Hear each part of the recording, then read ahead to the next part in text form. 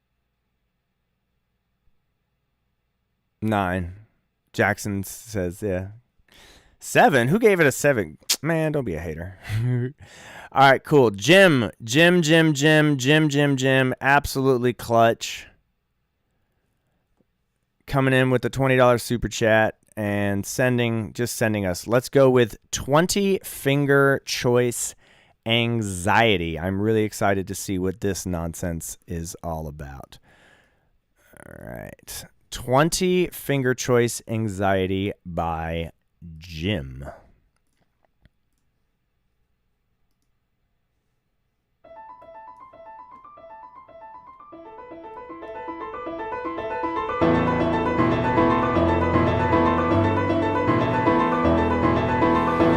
Fuck yeah.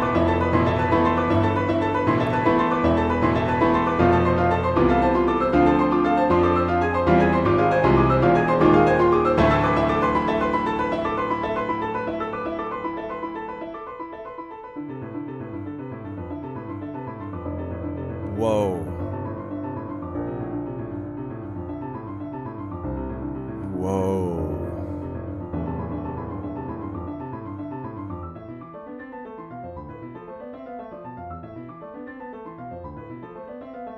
I hate the MIDI dynamics.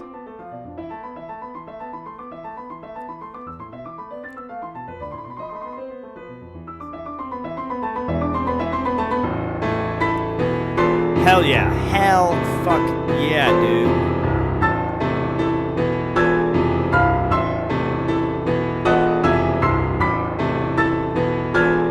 Yeah.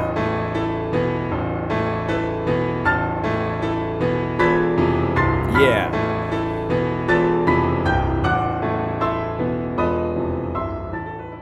Yeah. Oh my God.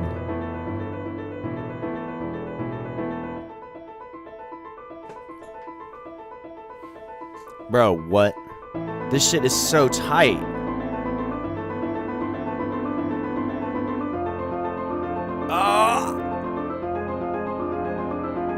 What? No! Nice.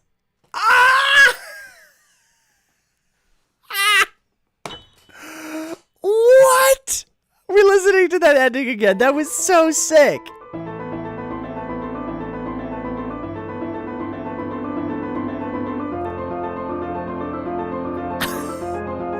The minor 4. And then... Nice. Dang! Fuck yeah, Jim. Fucking fuck yeah, dude. Hell yeah. That shit was bonkers. I don't need to look at the score anymore. That was so cool. Dang, I'm just happy. That was so cool. That was so cool. I don't have a lot to say. That's, again, man, that's another, like, that's the type of music where, like, I'm gonna call up a friend and be like, all right, I got this duet. Let's play it. It's super cool because it's sight readable, right? Like, you know, that's like 1 or 2 rehearsals and then, you know, you're ready to perform it. Like, that's fun. Yes, sorry, TJ asked, am I going to do this again? I do this every week, every Wednesday. Can we get some more likes, please, so that people can listen to your music, right? Let's go crazy. Yeah, chat goes crazy for the minor 4. Let's get those likes so that more people can hear y'all's music. Let's just be real. Come on, smash that like button, hitting that like button. Jim said, can you tell I like Jim? Jim said, can you tell I like John Adams? It was funny. I was thinking Steve Reich at the beginning, the piano phase, right? But yeah, see, I'm a sucker for minimalism, especially like piano minimalism. That is what it is. Come on, everybody. Let's get up to 100 likes, please, so that more people can hear your music. The more you like, the more people watch. The more people watch, the more people listen to your music. That's how this works. So the duet, I think minimalism in piano literature is really good and really fun and really pretty. However, it's a little bit dated and a little bit old at this point. Like, oh, it's nice, I like it. But when you introduce that second piano player, that's when it really starts to kind of like, give that sort of otherworldliness. I think I wasn't paying attention. Is it two pianos or two pianists? It's one. Okay. Yeah, like I would think about this being right. Yeah, I would rewrite this. I would rewrite this for two pianos instead of just two pianists, right? I'm pretty sure this is all like I would have two versions. One that is, because I'm pretty sure this is all just one piano. Yeah, I would definitely not rewrite it, but like make a version or write another piece like it for two pianos rather than a piano duet. Because that then you can make wider I like that it's a duet on the same piano, but I think like writing it for two, and most most concert halls, if it's like a classical music concert hall, will have two pianos. That's very, very common.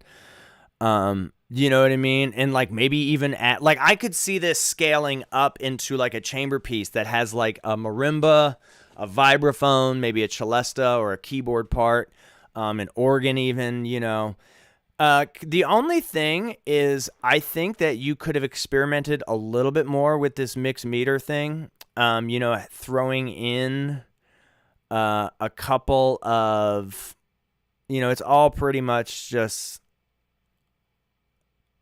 Right, it's all 4, 5, 6. It's all just 7, right? So like having some actual true 5s, having some true 4 even, right? Because it's, well, I mean, I guess you have a little bit of some of the 12/8 stuff. But yeah, that's a really, really cool piece of music, man. That was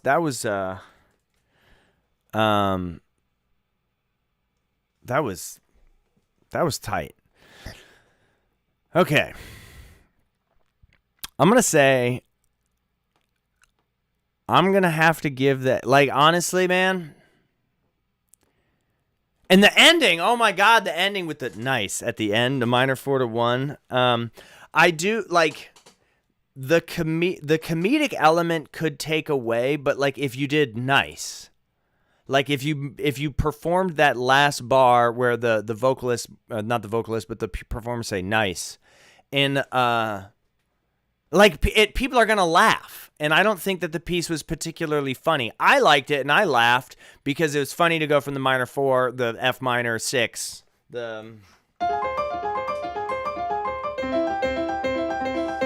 like that. Yeah, it was funny, but like. I feel like I like the humor and the silliness of it, but I don't know if that was like totally necessary. I don't know. I'd have to think about that. Like if I were performing that, I would work with whoever I was performing with to try and make that nice. Like I would try and make it not funny, because I think it was actually pretty serious.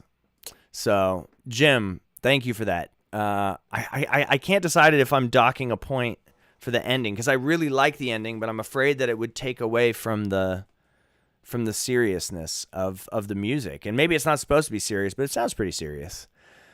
Cool. All right. Right now, where are we at? We're at $20 is the super chat to beat, but we are moving on to Raging Falling Over Block. Varkson. Oh, I know Varkson. All right, let's go in that raging falling over blocks. What? That is a crazy name. All right. It's electronic. Let's check it out. Oh, there's a visual component.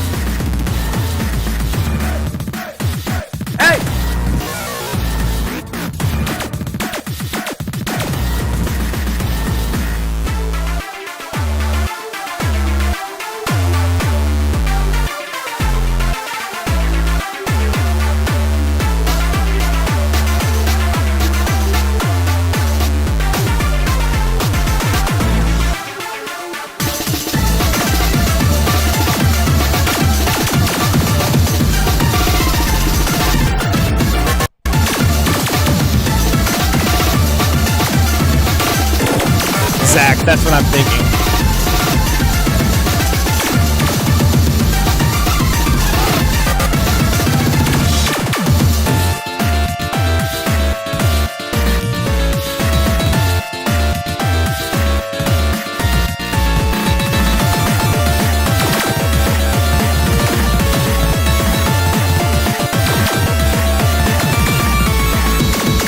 It's too long. This is too much energy. It's too long.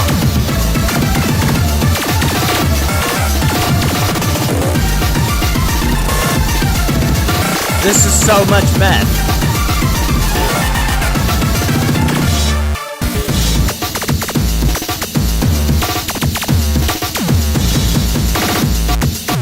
Dude, can we just smash that like button?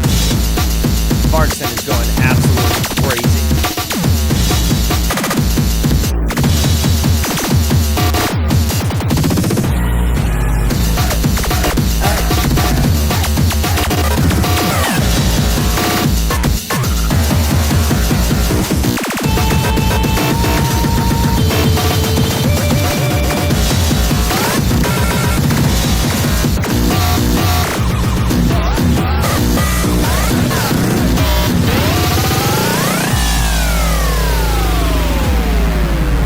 Gabrielle says they have a headache. Yes, sir.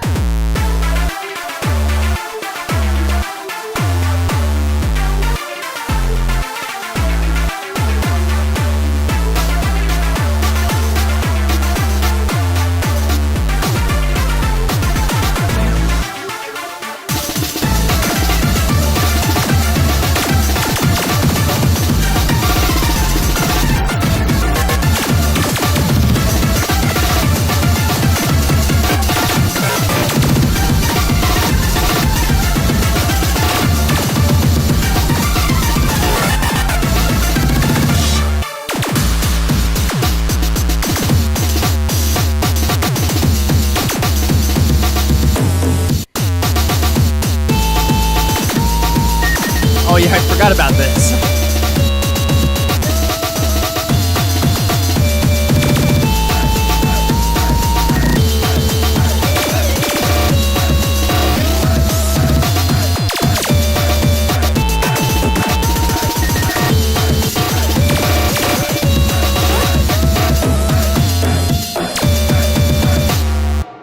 Woo! Ooh,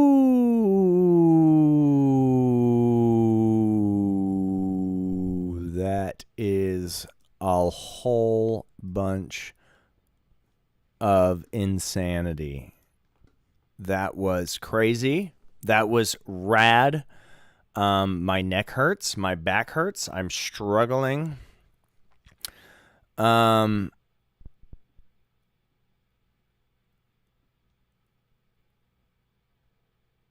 JJ Composer, you're next. Don't worry, I haven't forgotten you. Okay. So let's talk about it.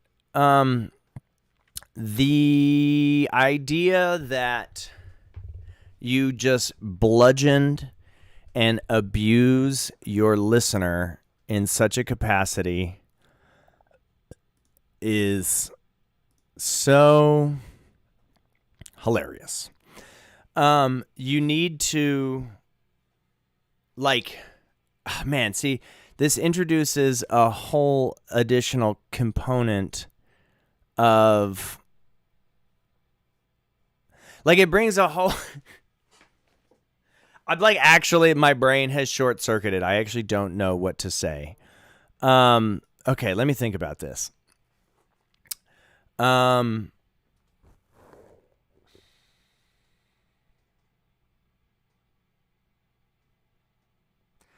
There's an expression that I can't really come up with, and it's it's not too much of a good thing as a bad thing, but it's like when you start hitting somebody over the head with a hammer, it's shocking and horrible, but after a while you're just like, okay, dude, I get it. it's dead. You've killed it. It's still going so hard. Why? That's enough slices. You know?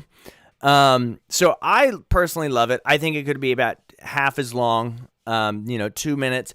And here's why. Because all those crazy glitchy, like after 4.5 minutes of hearing it, I'm like, oh, it loses its impact. You know what I'm saying? Like, you want to leave people like, holy God, that was so friggin' much. That was so much. I don't want to leave people being like, oh, okay, now I'm used to it. Don't get used to that. Revel in that absolute infinity beauty. You know what I'm saying? Like, I love it, and I don't like to use my own music as an example. I should say my content, but like, my videos wouldn't work if they were 4.5 minutes long. Like, they're funny and they're cute and they're wild because they're short and they leave people being like, that was so much. But if all of my videos were 4.5 minutes long, no one would fucking watch them. That's too much. And I remember, I'll never forget this, where my composition teacher said, this is what I was thinking of, that you hit a person and keep hitting somebody in the head so much with a hammer that they won't even notice until you stop, right? Like, you get so used to it that it's like, oh, until it stops, you don't even realize that it's like, that's been going on. You know what I mean? Like, I was literally speechless. I needed a firmware update when it finally stopped, because I was just like, oh, too much. Like, it was overload. And I kind of get that it's a little bit memey. It's super fast.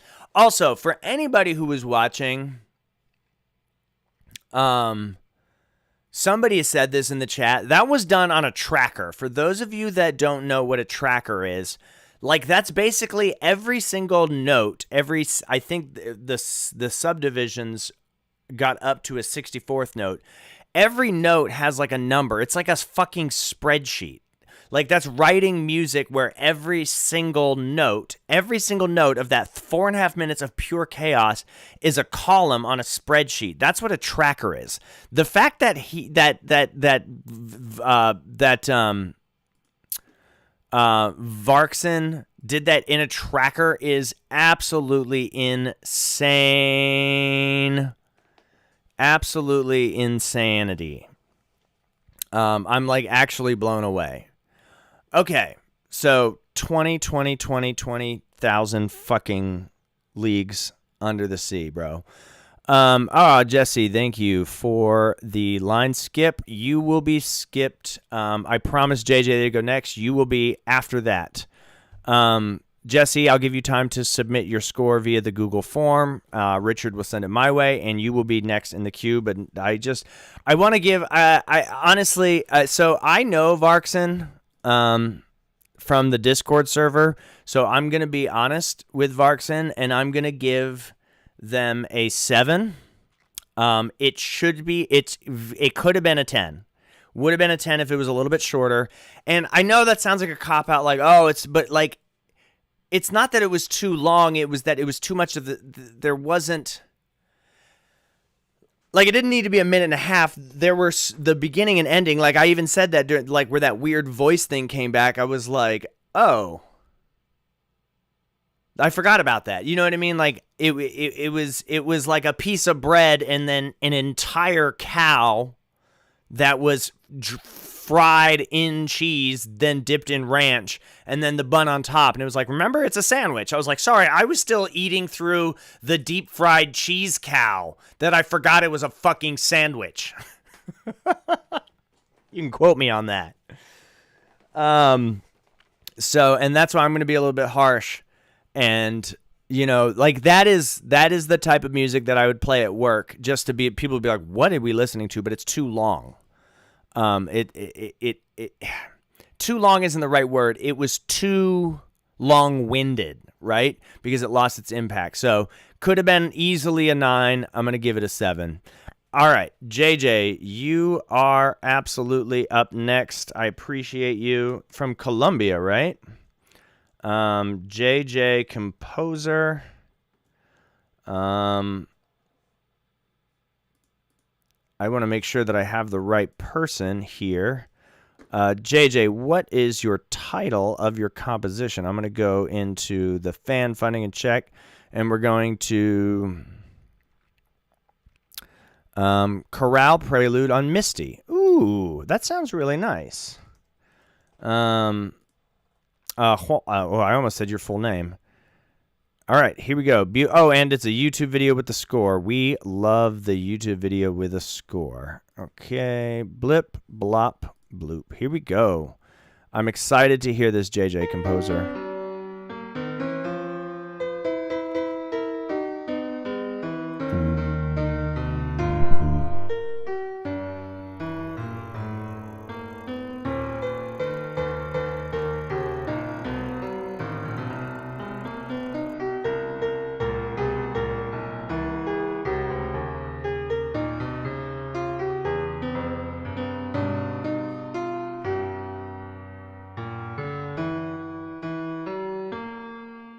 Wait, what?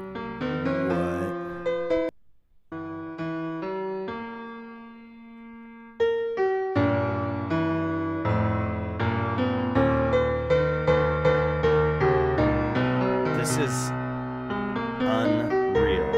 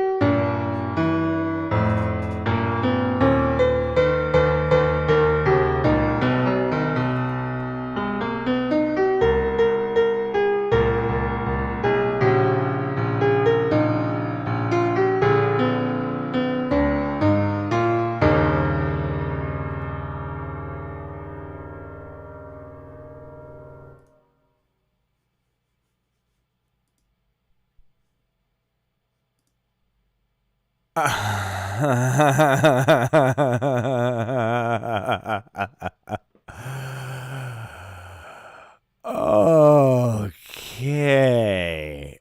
Oh my God.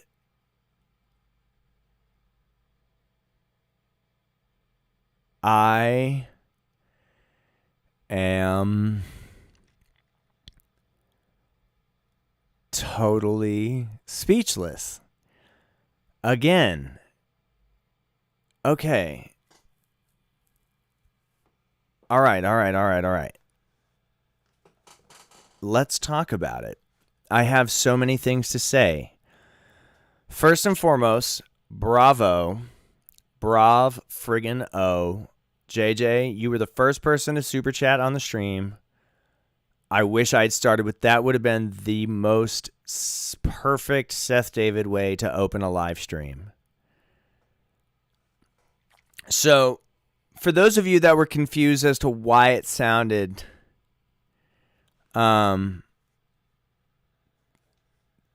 that was super cool. All right, hold on. Let's stand.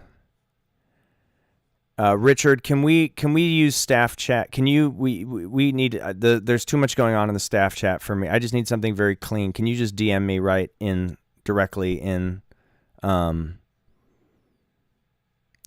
in Discord, because the staff chat channel is I don't have time to read through all this. Okay, so no, which is fine. Oh wait, you have there's a channel going. Sorry. I'm doing. Oh, I see. There's a channel for it. Got it. Okay, cool. All right. So for those of you that don't know, that was in 22. The octave was divided into 22 parts. That's a tuning system that is used. I'm not sure, like, if there's the 22 Edo, right? Equal divisions of the octave. It's I don't know where it's like where it comes from in terms of the like I don't know where with what is the history of it. So I actually want to know, JJ, are you still in the chat? Like, is this supposed to be a meme piece? Because I don't think of it as a meme piece. I think of it as a pretty serious exercise in challenging expectations.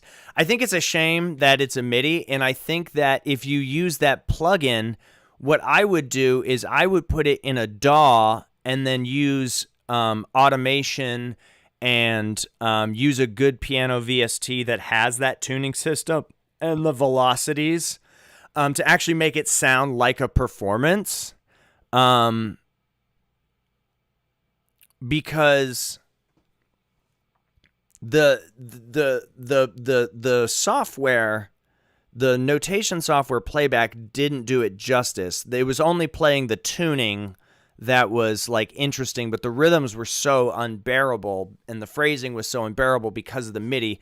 But if you did that in a DAW, you could actually make it sound good and make it sound like a performance. And what I really like is that you did it on a piece that is so quote unquote traditionally beautiful. You know what I'm saying? Like, it wasn't just like, I don't know if it was supposed to be a meme because it's like, oh, haha, it's Misty, but it's 22 Edo. But it was actually really interesting. And it got my brain going, and I was laughing because I was just in total shock at the way that it was all put together. So bravo! I thought it was a cool exercise. I think it had a lot of interesting. It had a very interesting approach. Like conceptually, it was interesting, but it was also auditorily interesting. Cool. So it's serious. Okay, good. I'm glad that you didn't say like, oh, it was for the lulz. Yes, it was. I also thought of it as I took it very seriously. It's a great tune. It's a beautiful tune, and I will never listen to it the same. So JJ, if you have a DAW,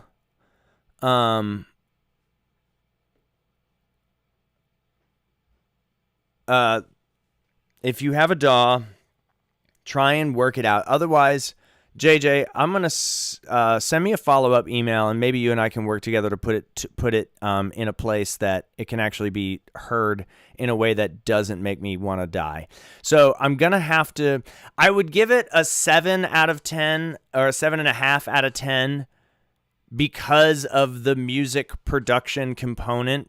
But like, I don't think that's a fair judgment because I think it was more like, here is the DAW playback with the alternate tuning, and conceptually as an idea, the score could use a little bit of work, and the arrangement was pretty average, but because it was like it was a 9. It was a 9 because the score could have used, like, the arrangement was okay, and so it kind of relied on the fact that it was a different tuning.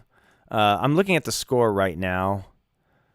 Like, the arrangement was pretty stock in terms of, like, this looks like you took a real book melody and then just kind of made the most basic arrangement of it. But that was offset by the tuning. So, yeah, let's say a smooth 8.5. I think that was a smooth 8.5.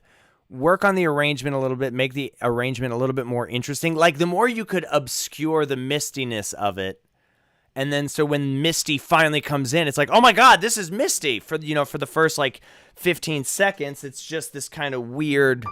I mean, I can't play it because the tuning is wrong. Yeah, this is. I want to hear more.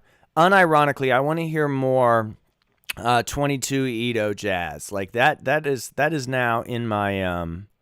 That is sort of in. Alex. Hello, Alex. I was looking for your music. I couldn't find it. I don't have anything under Alex Zink.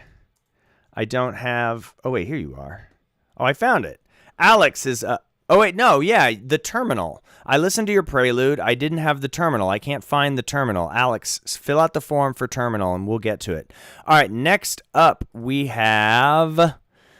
I need access. Give me access, Richard. I am in dire need of access. We're moving towards access denied. Richard, you need to give me access to the Google Drive. Yeah, sorry, where are you? The Terminal. I don't have an email with the term. I only have one. Alex, I only have one email from you. One email from Alex Zunick. Right? That's you. I have one email from Alex Zunick. And it's a prelude that I already reviewed. So I guess let's do a Rogue composition. Yeah, let's go Rogue. I'm excited. All right. I'm just gonna grab a random one from.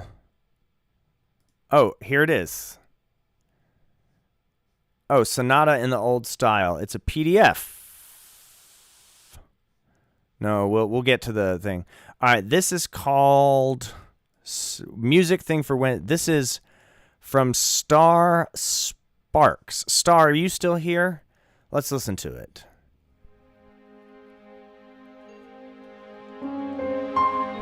Oh, very lovely. This is a non-super chat.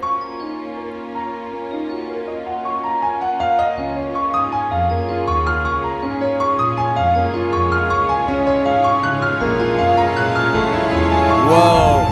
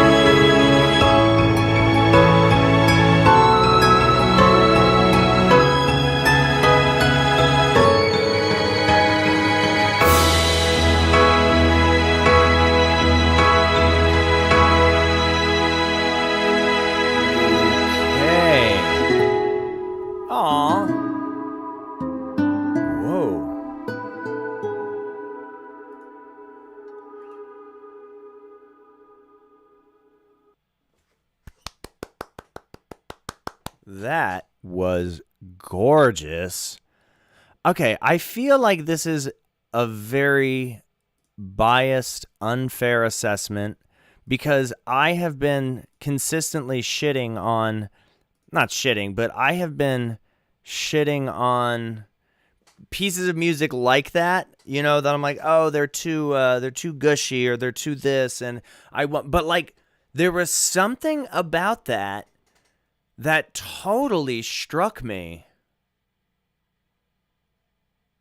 I feel like I keep saying I'm speechless, and each time that I say I'm speechless, it's for like a totally fucking different reason.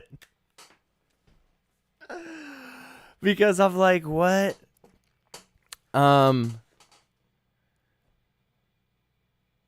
Because what was it? I think it was the opening. It was the opening that just totally took me. Hold on, I gotta listen to that opening again.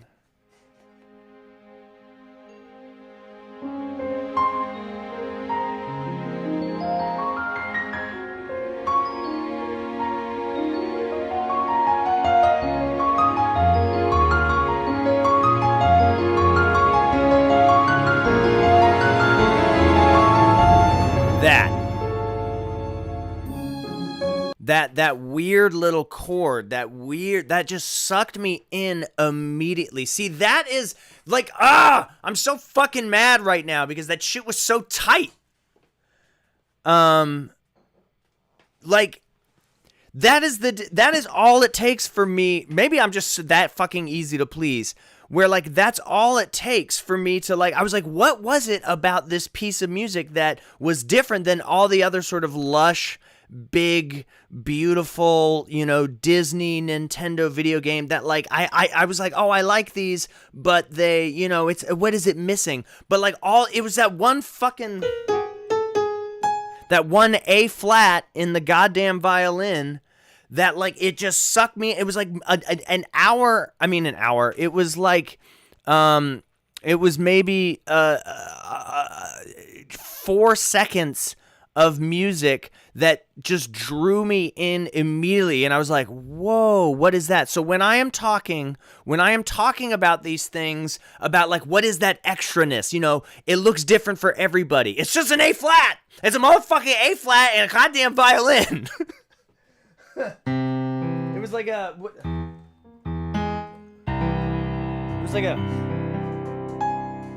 a C major chord with an A flat that then transitions using that median modulation. That's how easy it is. Like, that is exactly it, because that set the tone, and it brought me to a place that it opened my mind and it opened my ears to be ready to receive, right? It sucked me in. I was ready to receive. Pause. I just realized how crazy that sounds. I was blown away. I got sucked off. I've received. Sucked in. It was fucking, like, that's, I don't have anything to say other than I love it. 10 out of 10. A true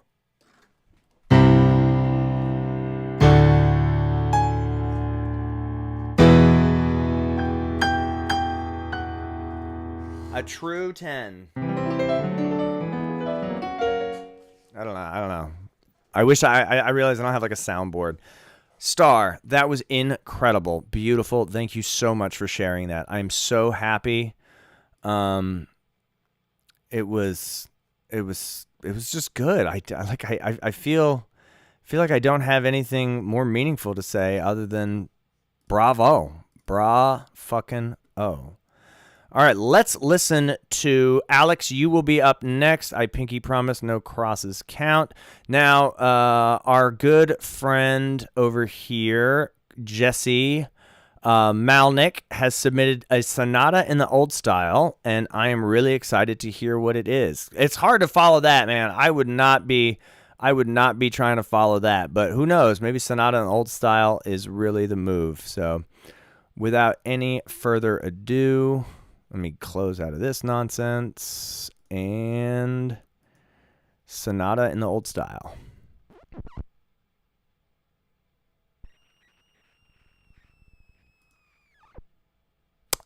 any second now.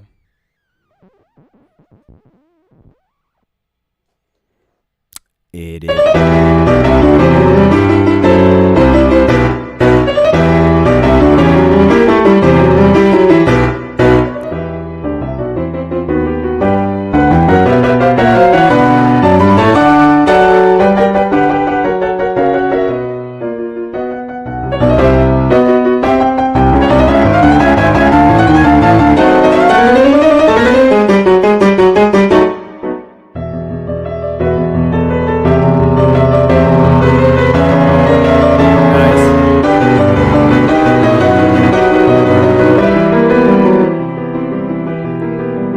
See, this is where a name, a title, really adds to it.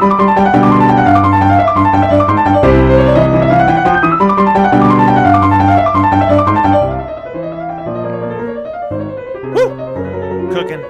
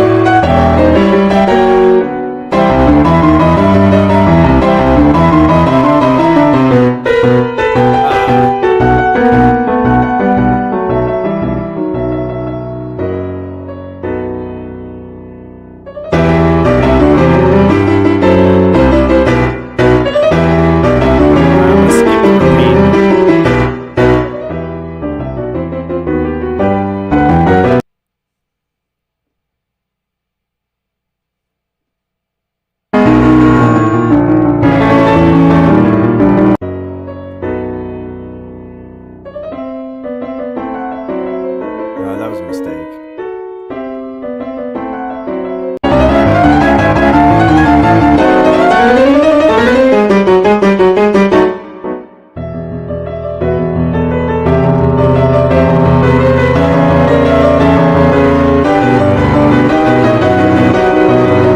Especially, you can't have a repeat if it's a MIDI.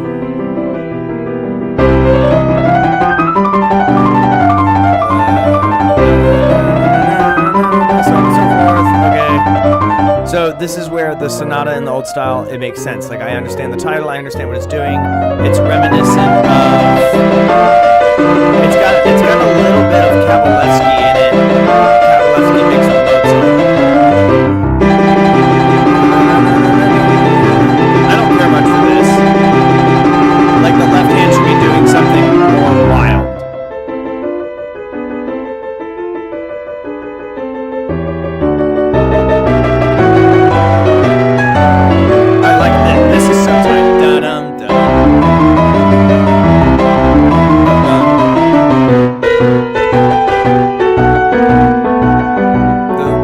Suspensions.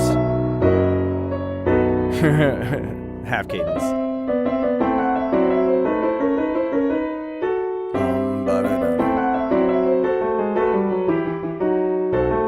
That jump.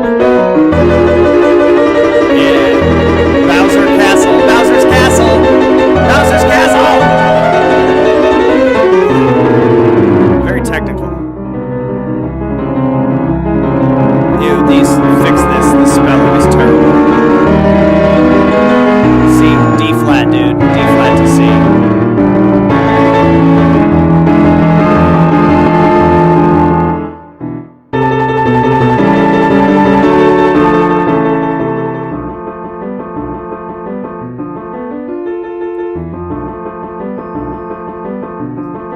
Here we go.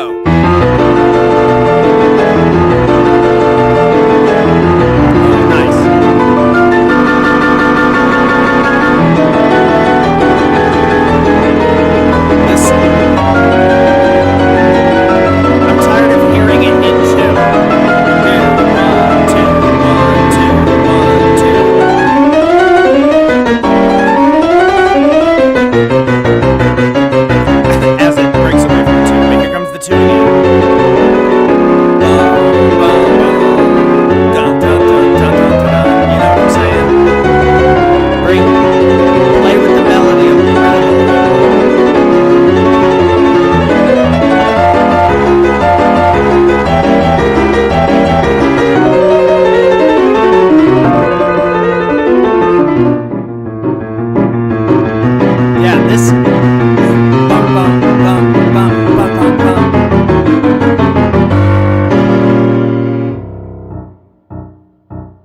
And now it's hella fast. Okay. Prokofiev. I told you it's Russian, dude. It's so Russian.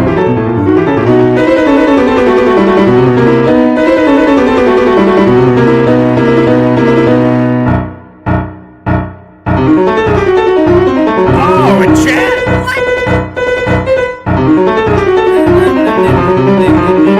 This is tight.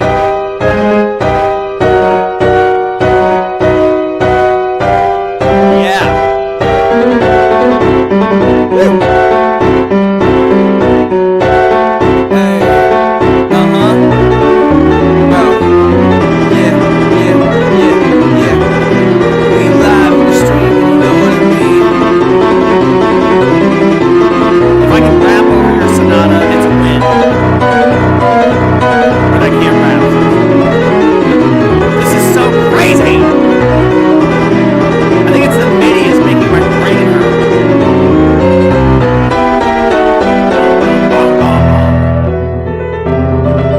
Back to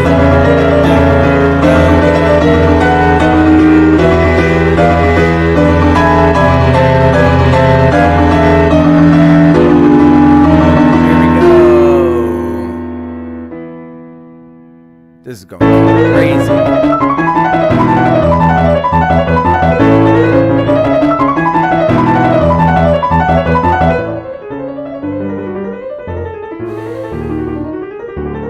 Going into a little E flat.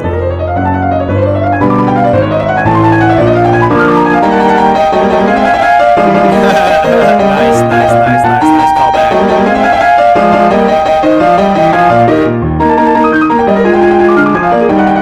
And now it's just Beethoven.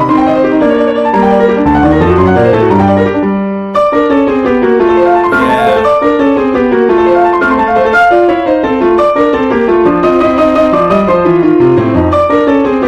Oh, I got lost.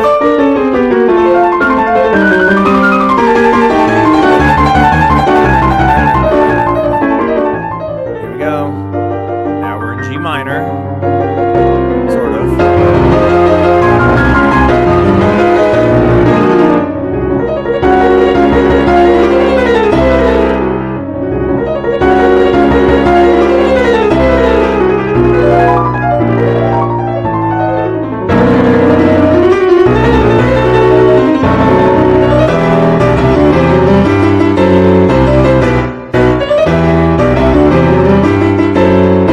Spoiler alert.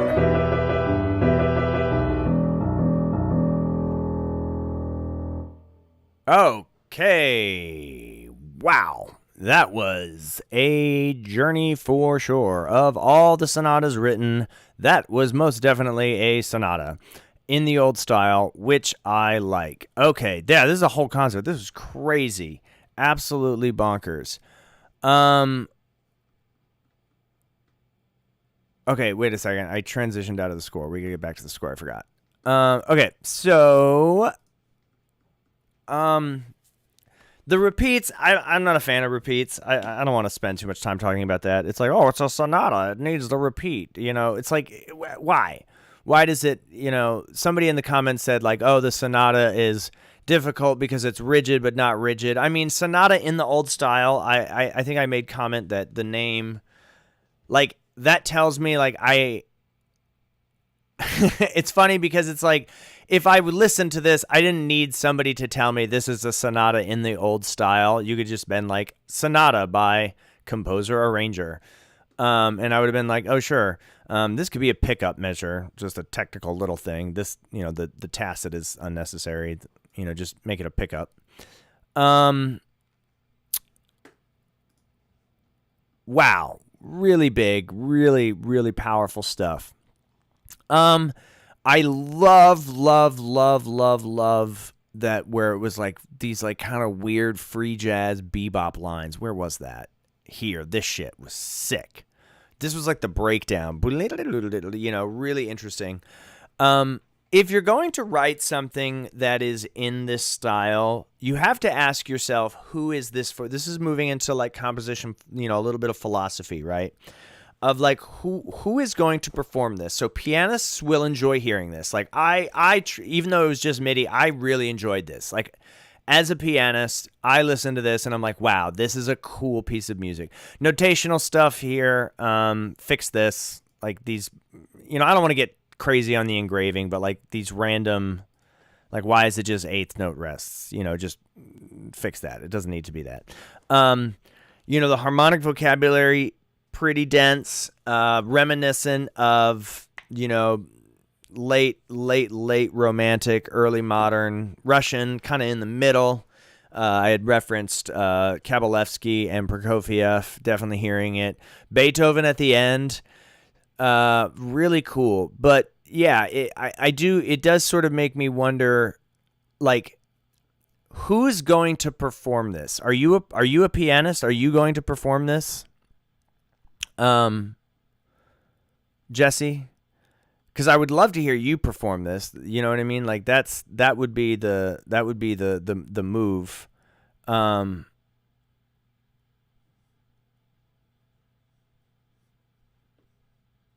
am in the Discord. What are you talking about?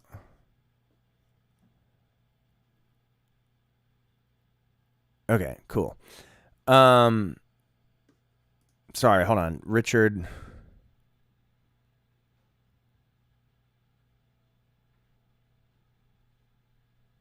I am in Discord. Sorry. Time out, everybody. I'm trying to...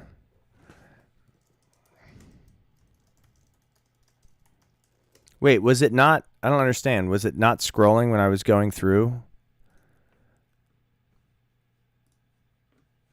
Sorry, I'm still learning. You are... Okay. Pretty close to done. Great. Yeah, this is a great little... This is the opposite of little. I would actually be interested in hearing... like what the other movements, like this piece of music makes me wonder what the other movements sound like. You know what I'm saying? Can you not see me scrolling through the score? Of course you can. All right. Cool. Yeah, dude, I thank you so much for sharing this. This is a great piece of music. It's a lot of work. This is a serious piece of music to prepare. It's a serious piece of music to write. Please send me the recording when you record it. I would love to hear it performed, especially by the composer. I think that's pretty impactful. And there's a lot of value in hearing what people sound like when they play their own music. You know what I mean? I think we need more of that in the world. Okay, cool. Moving on. Let's do Alex Zunick is up next with The Terminal. Ooh, there's a visual component.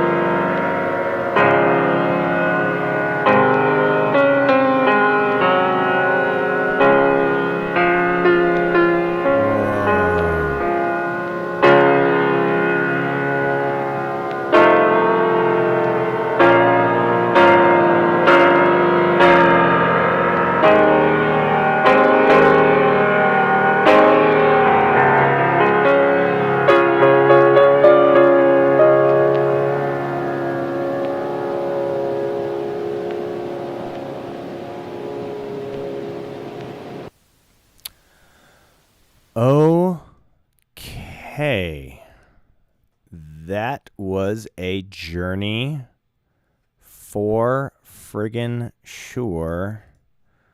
I'm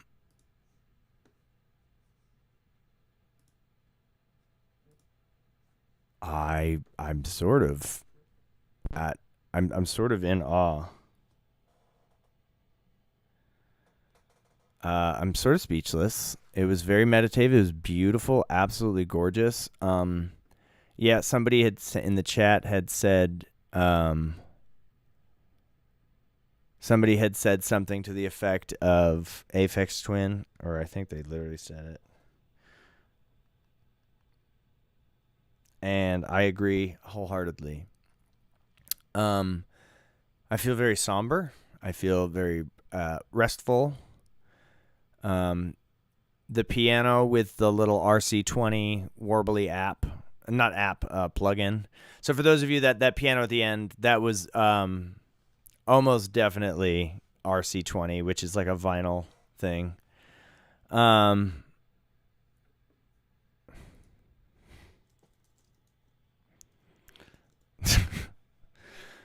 Trying to send you cash, but I don't have my Apple ID. You could reset your Apple ID.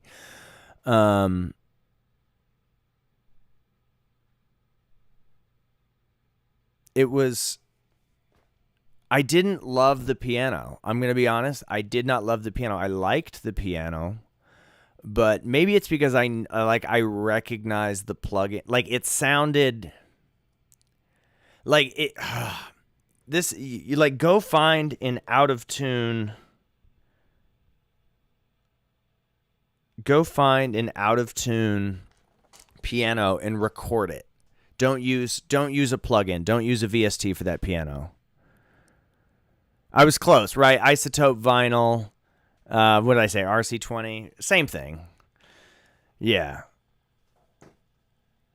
Yeah. So like, and I'm not one to talk. Like I use RC20. I've used Isotope vinyl. Like I know the stock. But like it, and maybe it's just my ears. That like I know what to listen to, so I understand it. And so like I might be a bad, but like I think it really would have been powerful. Like that piece is so beautiful and so powerful that it's worth scratching that MIDI piano and then, just being on the hunt for like finding a public piano, and then probably it will be out of tune already. And and then just using your phone for voice memo, that'll make that low fidelity. And then if you want to add a little effects, like something subtle, it was just so very obviously like a VST effect. I don't know if that makes sense. That like I think that this piece of music deserves the respect of having a real piano, that like a real attitude. Like I'll almost like I'll go find one and I'll play it for you. Like that sounds weird, but I know I keep throwing out I keep throwing out like, hey, let me do this. I'm like agreeing to so many different things.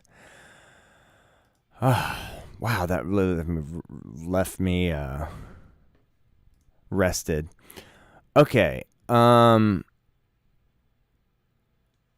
Let's do Smoky Tiger, Skyward Eyes. Smoky, are you here? Oh, and also Joseph Marr. I can't find your Joseph. Are you still here? I can't find your.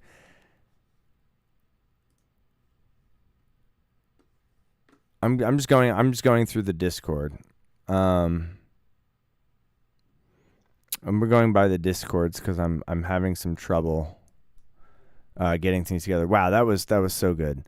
Okay, this is called Quandle de Jingle Bells, like gent, and there's a score for it. So this is. I'm just gonna listen to it. And yeah, Quandale Jingle Bells by Tony Rod. All right, moving on.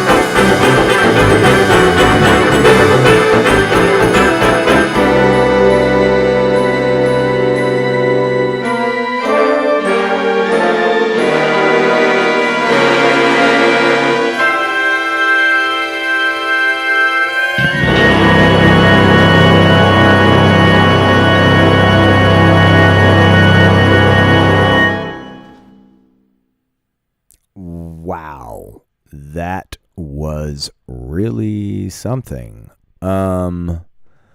Merry Jingle Halloween. Okay, so I feel like I can't even talk about this score.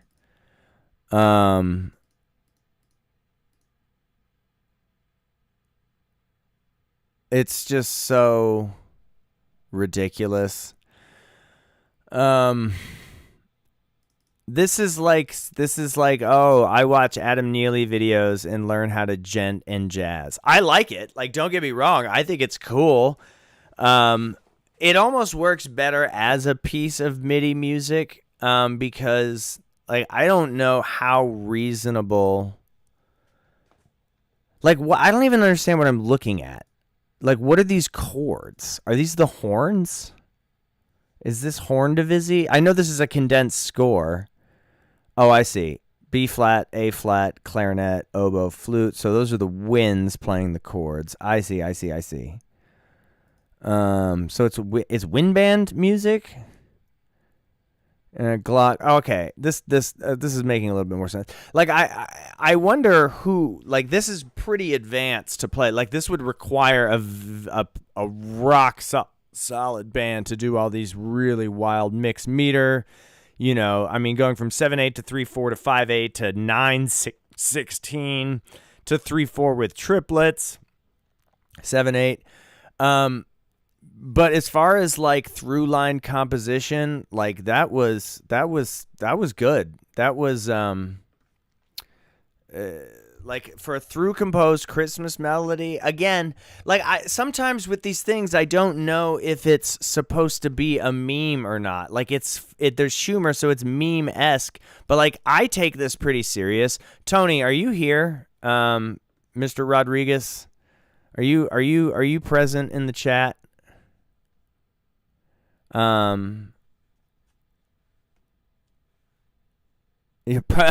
Tony Rod said it's a Percy Granger score. That's true. For those of you that aren't familiar with Percy Granger, that's actually a very apt description. I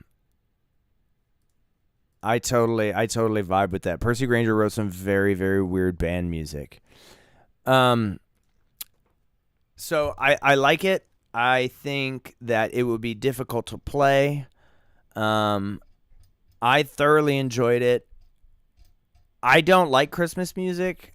I'm a little bit biased. Like if it was like with something like this, like pick something that's not so, like pick a theme that isn't Jingle Bells. You know, if it has to be a Christmas theme, do like a piece of liturgy maybe.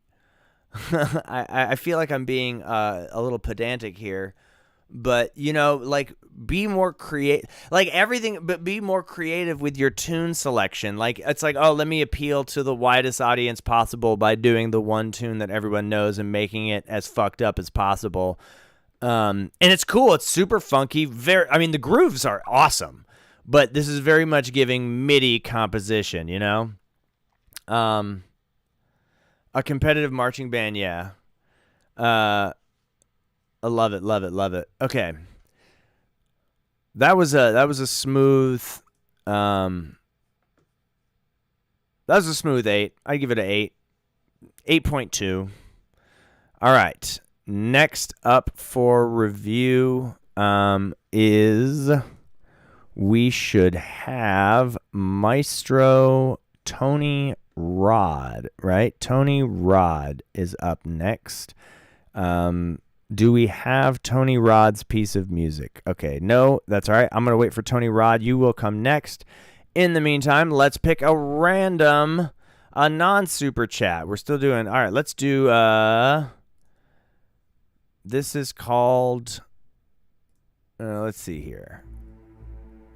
No, this is too long. I don't want to do that. Let's find us. Are there any EDM producers? Anybody who sent an email who's an EDM in the chat? Or not, it doesn't have to be EDM, but some kind of electronic any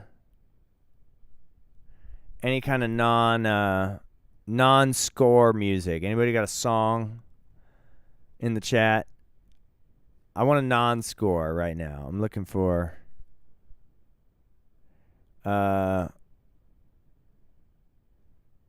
Beatrix Duncan. Do we have, let's see, Beatrix, I don't see a super sure, let's do Don't Make It Crazy for chamber ensemble. Let's do that. Why not? Wait, I feel like that's, didn't we Don't Make It Crazy? I feel like I reviewed Don't Make It Crazy.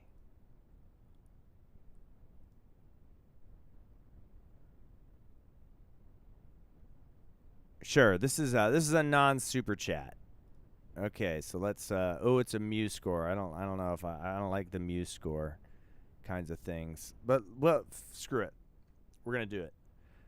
We are jumping into Don't Make It Crazy by Beatrix Duncan. So let me just jump over to OBS.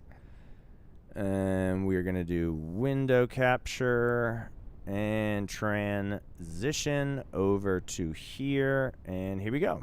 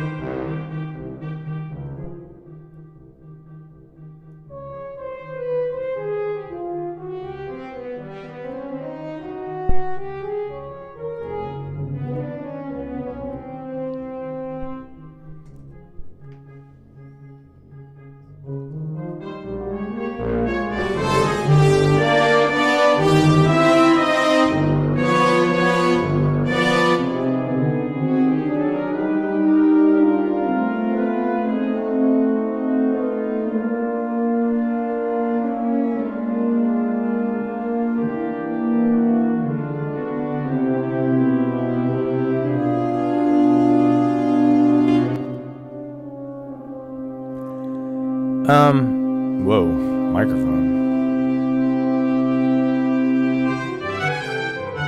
Okay, nice, good tempo change.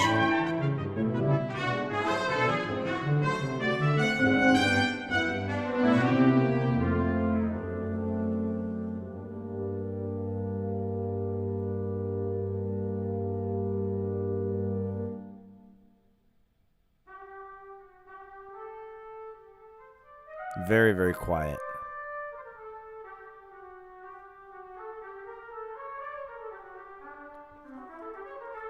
Can't turn it up any louder. So I'm not personally into like brassy quartets. But let's just, we'll let it ride. I love the harmonic and the melodic material. The melodic material particularly. Very, very nice melodies.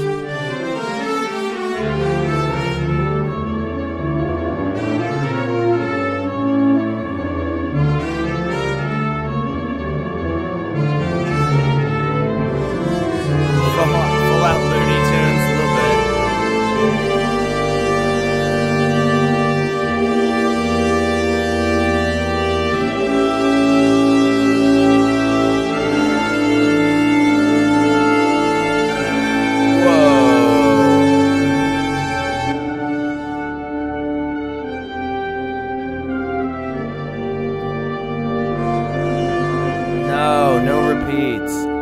Oh, wait, it's just a short little section.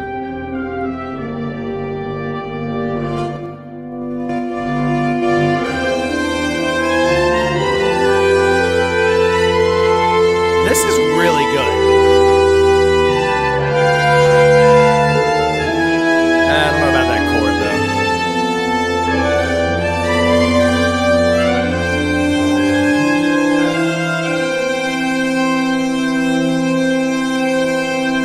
This is really good.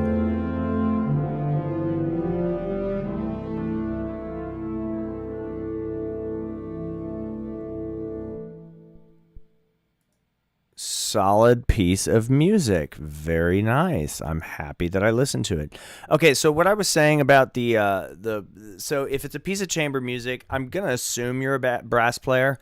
But with something like that in the 21st century, add percussion.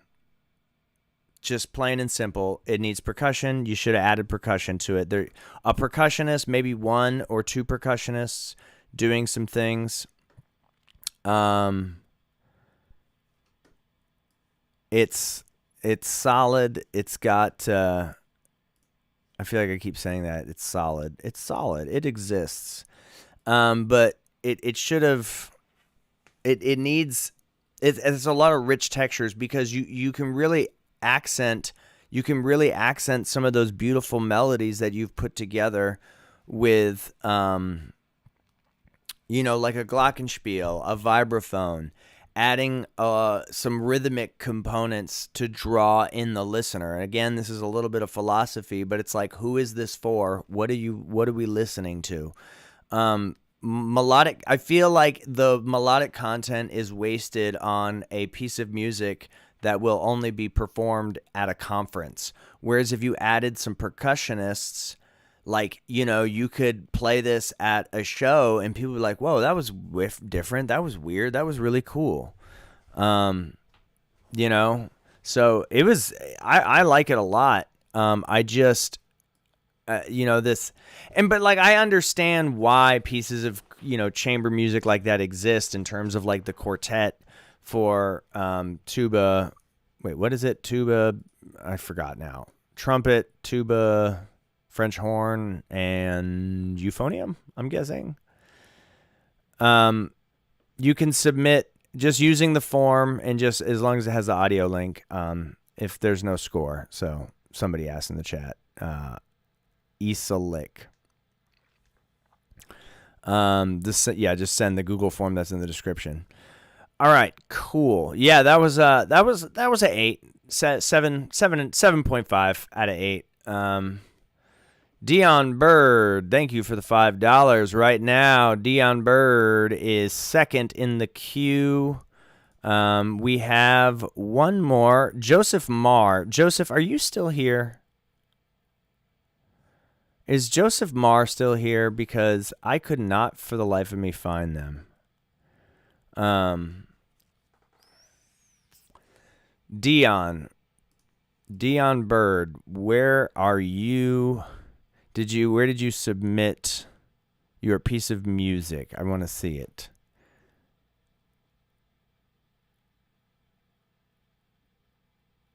I don't see any submission from you, Dion. Was it sent to the email?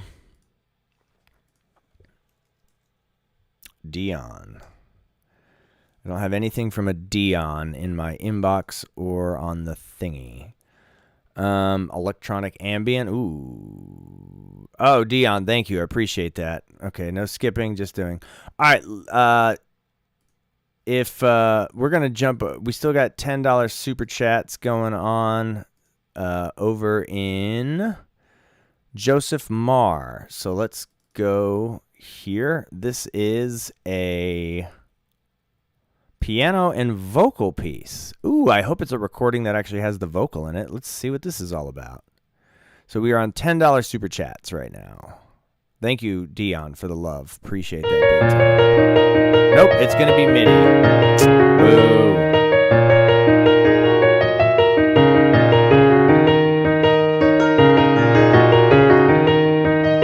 Wait, what?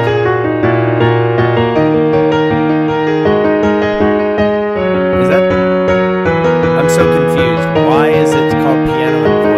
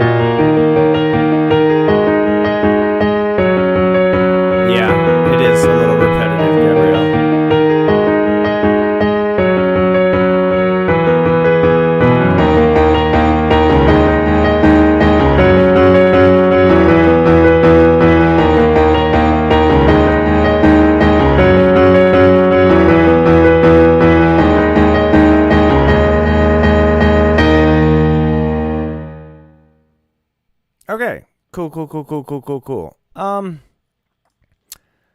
Joseph, I'm sorry that I didn't get to you earlier. I don't think you're still here. You dropped a nice, handsome $10 super chat, so I'm gonna give you, and you can come watch the VOD later. I don't really understand why it says piano and voice when it's very clearly just two pianos. So, oh wait, what? Yeah, the textures are cool. I like. So I think it's a little repetitive. It kind of dun, like that whole section where it's just bum.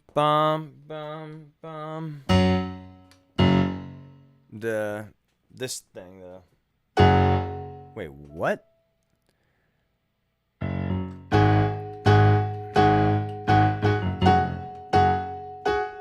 That's not right.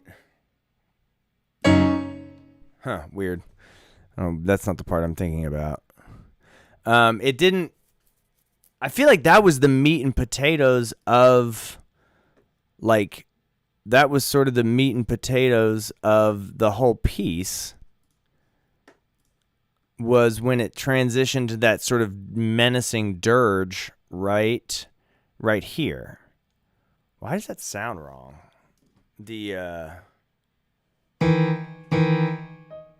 I can't reach that.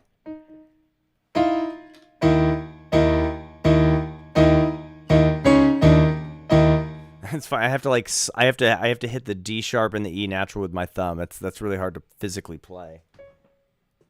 I actually can't reach that. I feel like that was you could elaborate on that idea, that bum, and then the melody, like this thing here. Like, is this supposed to be the voice? This.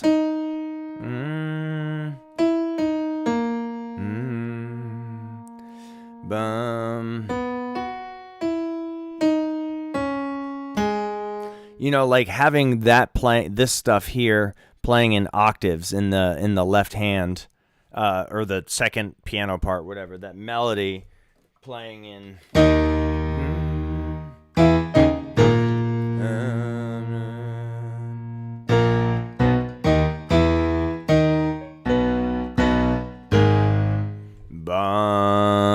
You really had some missed opportunities for wider octaves. This very much feels like a sketch of a piece, right? Not a full piece, but rather a sketch of a piece. So work through the ideas that work. Add some dynamics, some phrasings. This is all very, very just like it. This looks like a piano sketch. Like, is this supposed to be for like when I see two pianos like this is usually somebody who's working out like an orchestral piece of music or a larger piece of music, and this is existing as a sketch. This stuff is cool. That's a strong melodic line.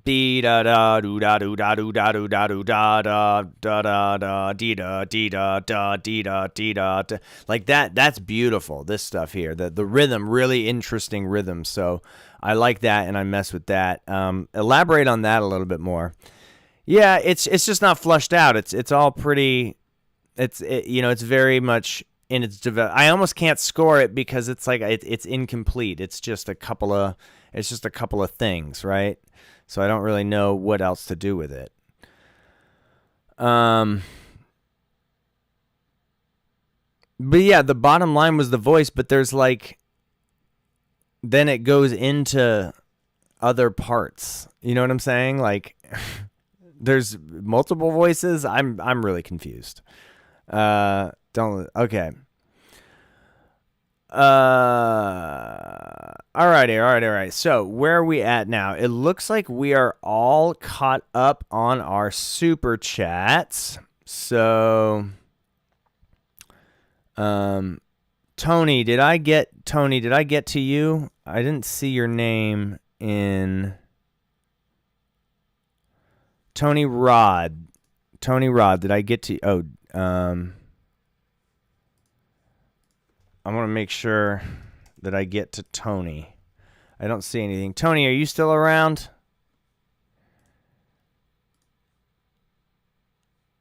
Oh wait, I'm changing it from top chat. I gotta go to live chat.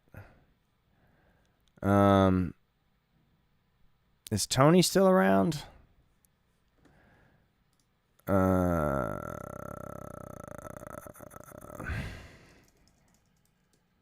I don't, Tony, I didn't see, wait. Broke college, couldn't. Gabriel. Is it Gabriel? I'm having trouble. What piece did you submit? I'm trying to see. Oh, I see. Orchestral symphonic. Sure, let's do it. Let's wait for Tony, and then because I'm not seeing Tony's music. Sure. This is called Winter's Passing. It's an overture. Ooh, it's a ballet in one act. Ooh, I love this. Let's go. I'm super excited. Oh my God. All right. This is Orchestral Symphonic Winter's Passing by Gabriel Carlisle.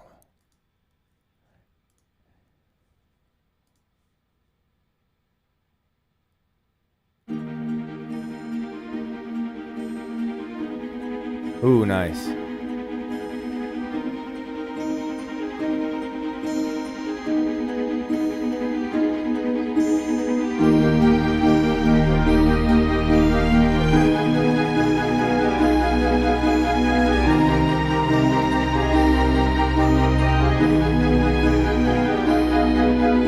Oh, good, nice little decrescendo.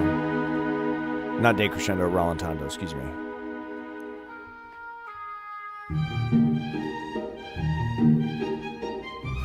You gotta reformat this score. This is ridiculous.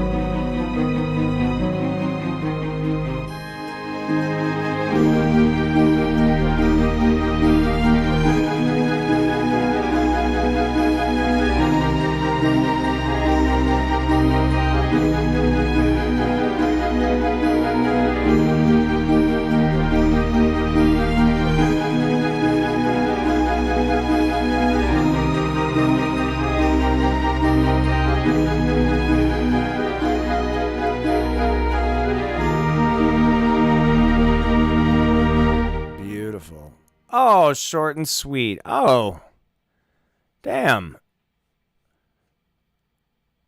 It's over already? Well, shit. I was just getting into it. Huh. From a compositional set, yeah, you change the margins on their score. You got to have more than three or four measures per page. You'll be ripping through this score. Just shrink the, when you're looking at some of these other, like looking at this, like look at this. This is what your score should look like. This is easy to follow. See, like it's yeah, just change the margins of your score because this is unreadable. Like the conductor will literally be turning pages like 1, 2, 3, 4, 1, 2, 3, 4. Yeah, this is really nice. I don't have much to say about it. You could definitely do more with the percussion. It was just like a triangle, like a bass drum, a snare, adding a little bit, some hits. So because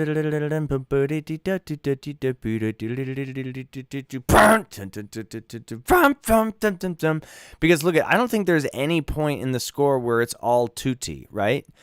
Like is there a single part? Let's see. Here is like the only part that everybody's playing, and it's a mezzo forte, and they're all playing in like safe registers. There's no high notes.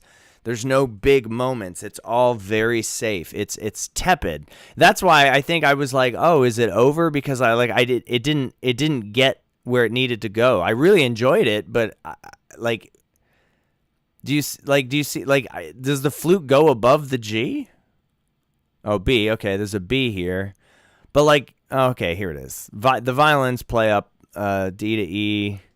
You know what I'm saying? But you didn't make, you have, two flutes. This is like a Sibelius stock. I recognize this score. This is so funny. I know exactly. This looks like when my early orchestral music, the chamber orchestra, right? So yeah, you've got your clarinets, two flutes, oboe, harp, a full string section. This is Sibelius. I know this is, right? Am I right about that? That you it's like you're afraid to use the instruments the way that they're meant to be used.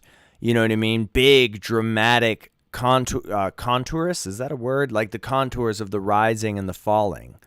Because it all just stays sort of safely in the middle.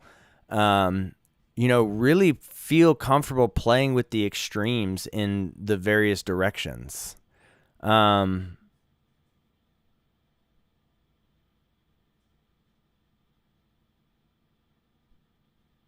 Good night, Phil. Appreciate you. Don't know why the email wasn't working. It definitely was. So yeah, does that make sense? What I was saying, Gabriel, about the range, or I know it does make sense because it's true. Use more of the ranges, having these, some runs, some things to actually make it. Yeah. Cool. Are you doing something illegal? Solicitude asks. I don't know what that means. Okay, so yeah, I like it, Gabriel. Just you definitely play around with the registers, right? It's all very much in this safe medium register. It doesn't go anywhere, and that's not even like experiment and go. That's just a basic. That's just like a fundamental aspect of, that'd be like writing a piano piece and only staying in 2.5 octaves. You have much more range to work with, like the literal range of the range of the instruments and where they fall. Okay, so right now, the queue is 200 people long, and so if you want to get your piece, the only way to skip the line is via the super chat, because now I have to go back to the regular line, and that is, let's see here, where am I at? Transition. If you submitted in the past 2 hours, you're number 127. I've got, let's see, how many, 198 submissions that I have to get through. So if you're hoping to, if you want to skip the queue, you got to use the super chat. That's the only way this works. Because I can't get to everybody. In the meantime, let's take a look at, Dion. Dion actually did do a super chat. Let's check it out. It is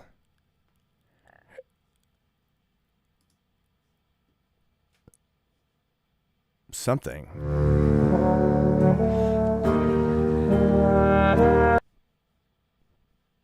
Oh, whoops. Dion, if you're still here, we are locking and loading on your piece.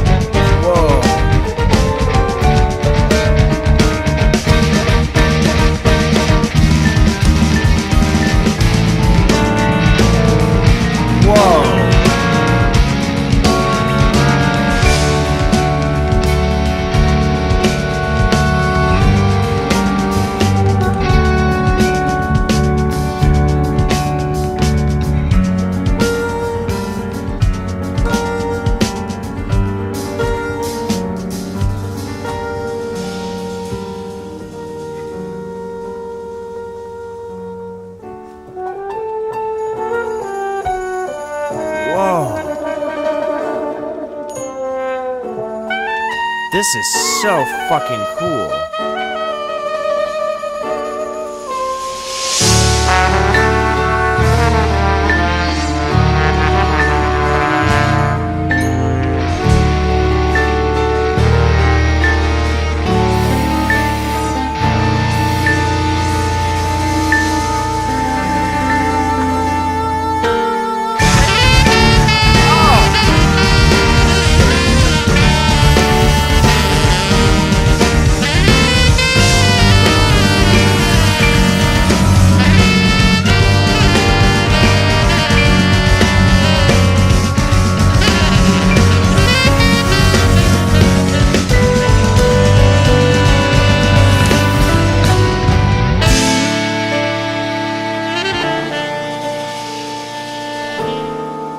This is so cool. Oh my god, I almost want to listen to it again.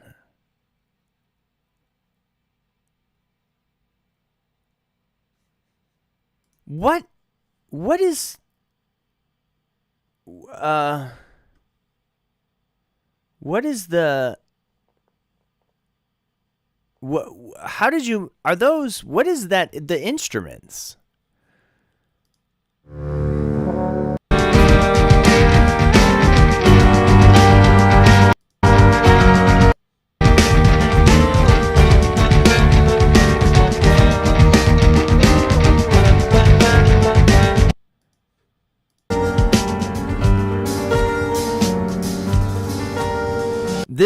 Okay, so I got my shit handed to me. For thinking something was not MIDI when it was. Is this MIDI or are these live instruments? Like, because the mixing is really good.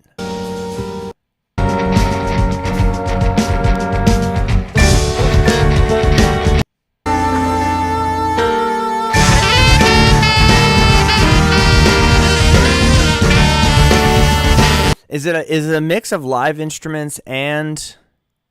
Yeah, no, sorry, I didn't mean what are the I know what the instruments are. I meant like, was this produced on a DAW with live musicians, a hybrid, or it's okay? I thought it was live. So listen, Grady HD. Listen, no way that's MIDI. So I agree, but I was talking. There was this flute duet. It was a clarinet and flute piece. And I was like, wow, it's amazing how much difference that real instruments make. And I was like talking about it for all of fucking 10 minutes. And then it was like, oh no, those are MIDI. And I was like, whoa, those are some incredible MIDI. So you'd be surprised. I know. I don't want to make an ass of myself. Dude, Dion, that is... I'm putting Big Sky Collective in my Spotify. I don't have much to say other than that shit was tight as fuck. Really good tone, just good. You know, obviously there's like a jazz vocabulary going on. I'm sorry, I'm pulling up your band right now on Spotify because that shit was killing. What is it called? What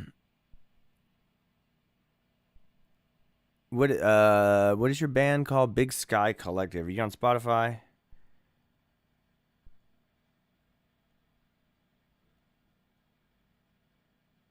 Hell yeah. You now have 76 monthly listeners.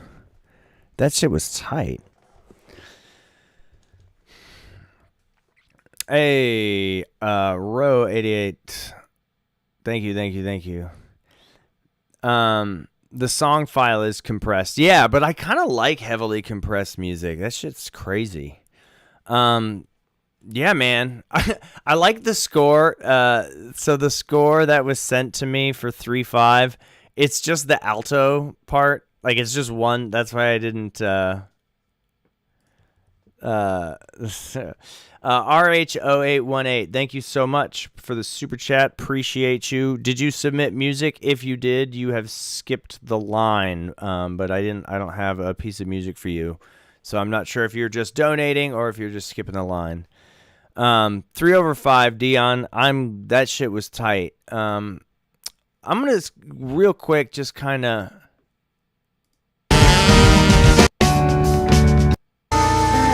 like. Is there a reason that there isn't? So this is funny. Like, is there a reason that there isn't a solo? Like, I definitely could like let the groove set. Like, it's pretty short. You know, there's no like soloists. You know, you're kind of waiting for that. Like, I'm a musician in the sense of like I'm totally down to listen to. I'm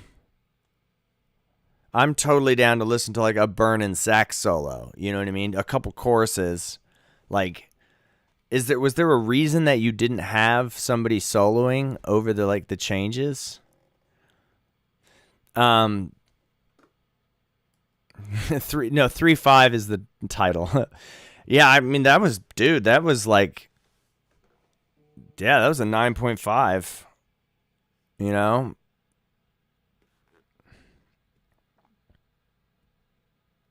The prequel is called The Arpeggio. Cool. All right. Next up we have RH0818 says, love your videos. Not sure if they are skipping the line. I don't see any music from them, so I will give them time if they want to submit music or if they're just saying thanks.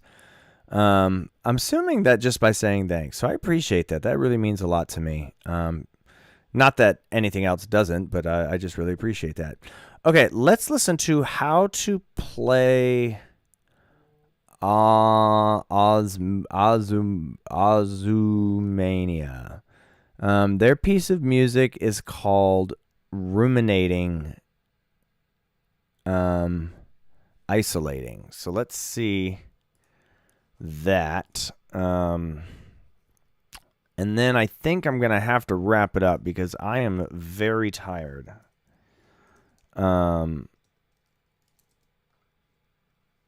And I'm not seeing. Oh, I see RH0818. We'll do them. I'm looking for the form responses. Where did you submit your music? Where did you submit your music? How to play LN? The person who your song is called Isolating, Ruminating in a form labeled as this. Where do I find that? Oh, wait, did we already? I think we already listened to that. Like, what would it be under? Because I'm not seeing your name in the spreadsheet, and I'm not seeing the score. Oh, wait, here it is. I see. Okay, cool. All right, this is Isolating, Ruminating for piano.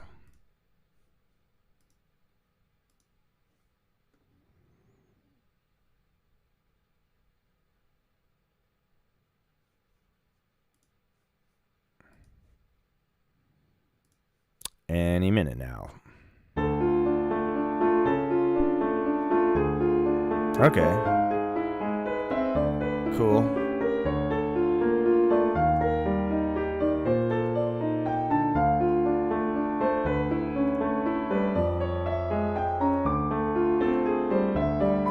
I like the harmony.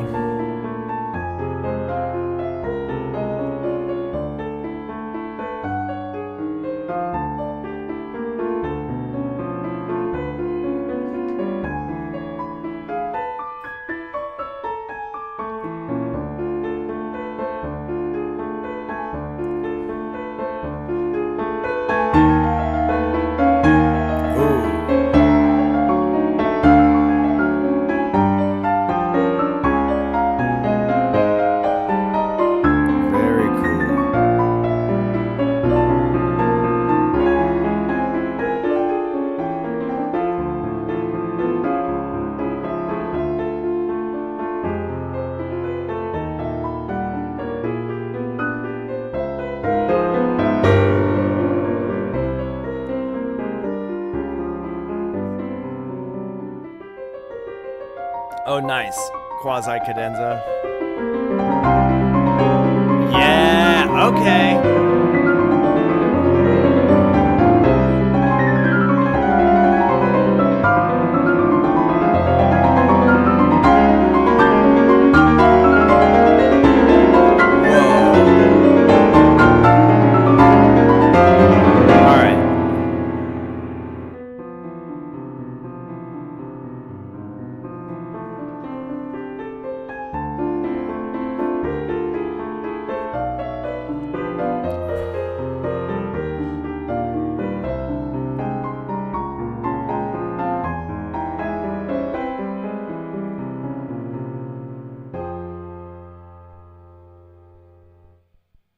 Sweet.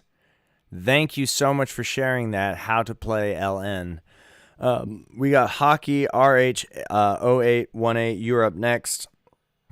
Followed by Hockey, and then maybe we'll do a special treat. Okay, so I'm gonna be totally honest with you. How to play LN. I was very unimpressed. Not unimpressed. I was very like, okay, at the beginning, because I was like, oh, cool. It's a weird syncopated 6/8 thing with a little offbeat.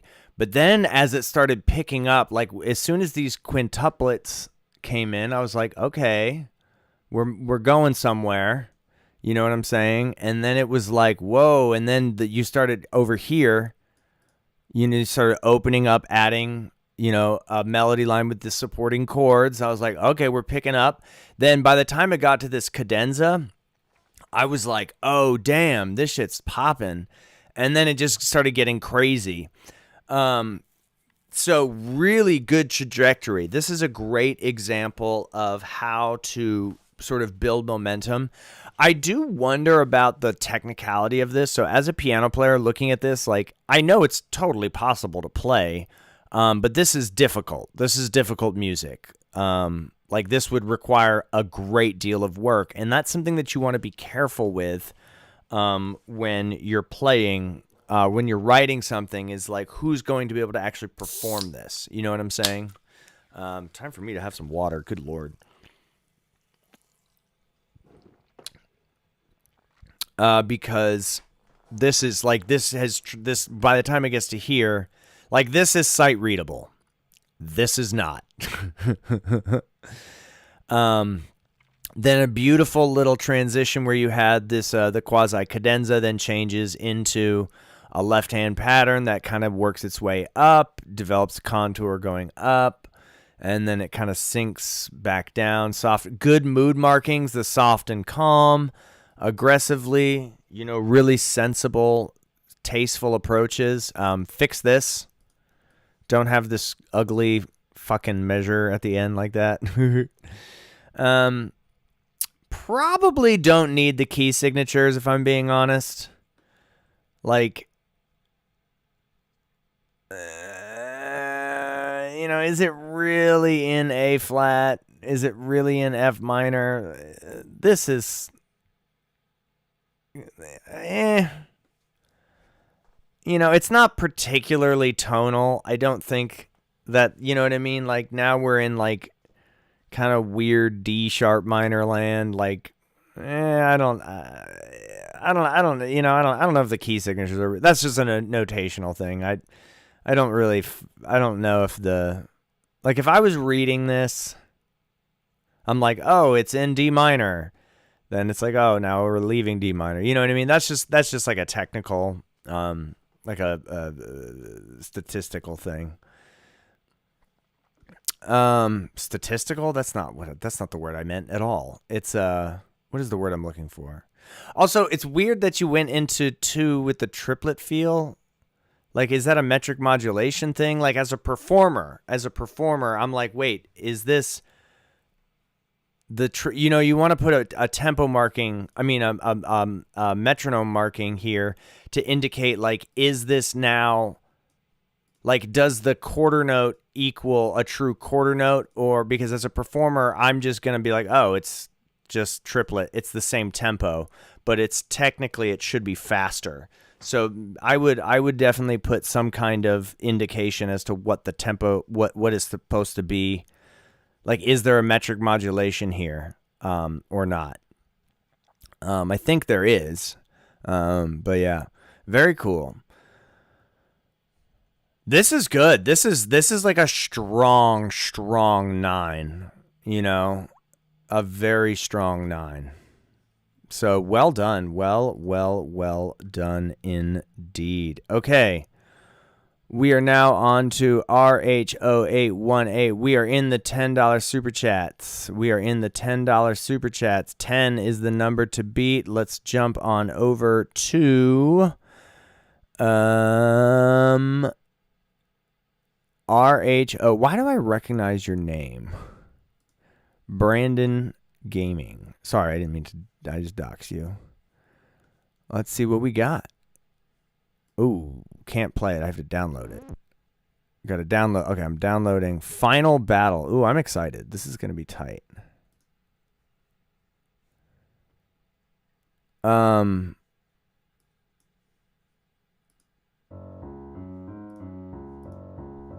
Wait. RH.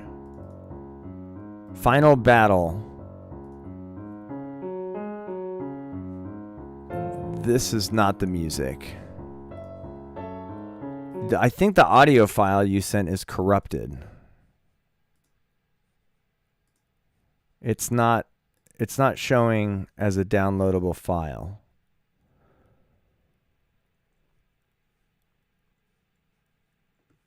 Final Battle. Is it an MP3? I'm really confused. It's a 0 kilobyte MP3. Are you sure it's an MP3? I can't play this file. What's going on? RH. RH, my friend. RH0818. You sent me a corrupt MP3. I cannot play it.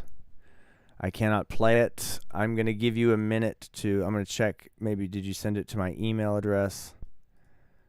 Oh my God. Oh, here it is. All right, cool. Let's listen to it this way. Beautiful. Got it. All situated.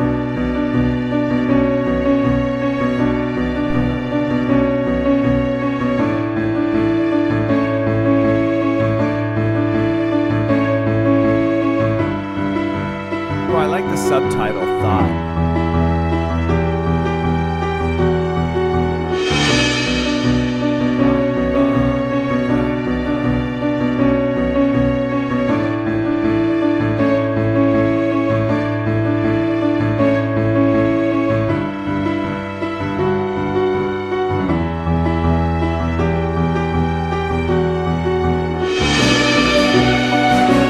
Very cool.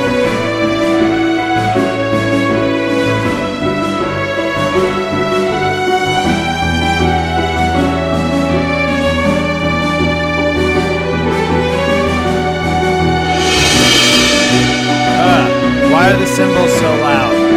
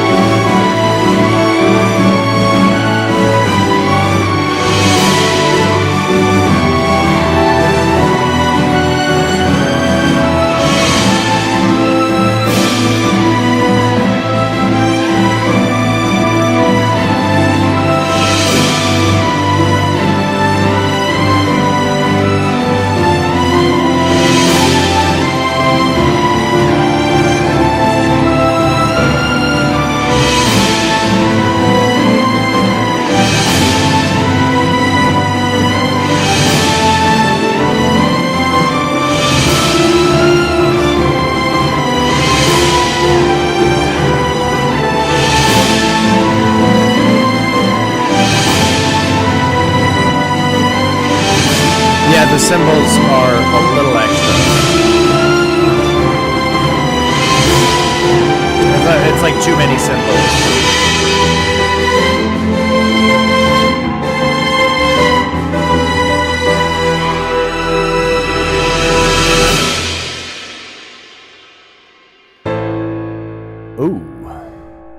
spicy.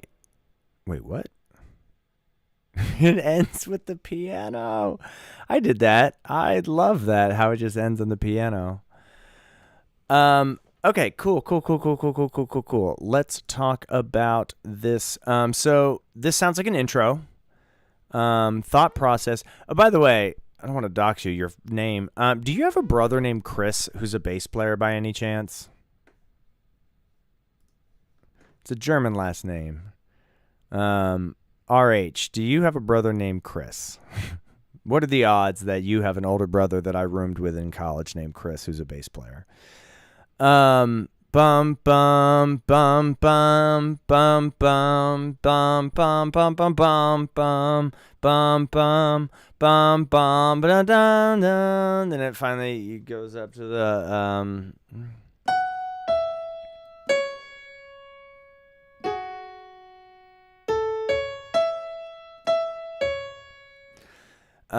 this is very much like this sort of new school, very much new school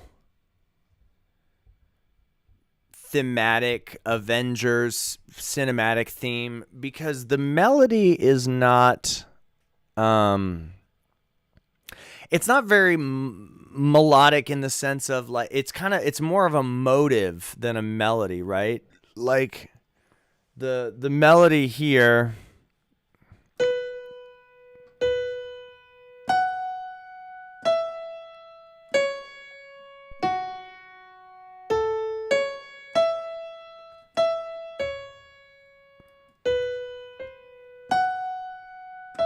bum bum bum bum bum bum bum.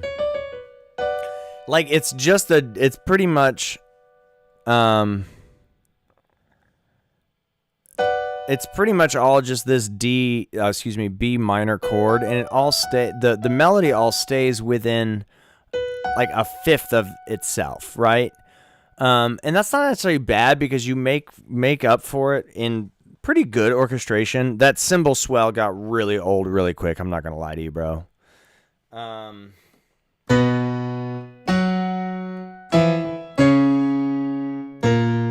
You know, and where was the F sharp 7? You needed an F sharp 7 in there. You know, I just think that the melody could have had more.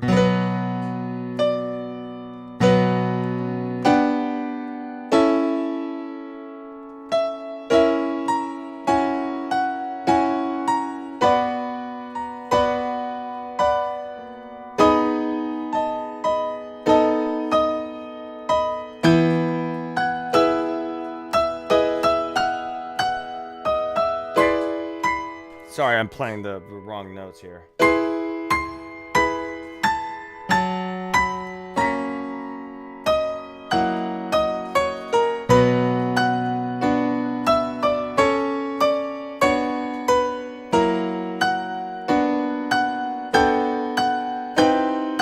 Sorry.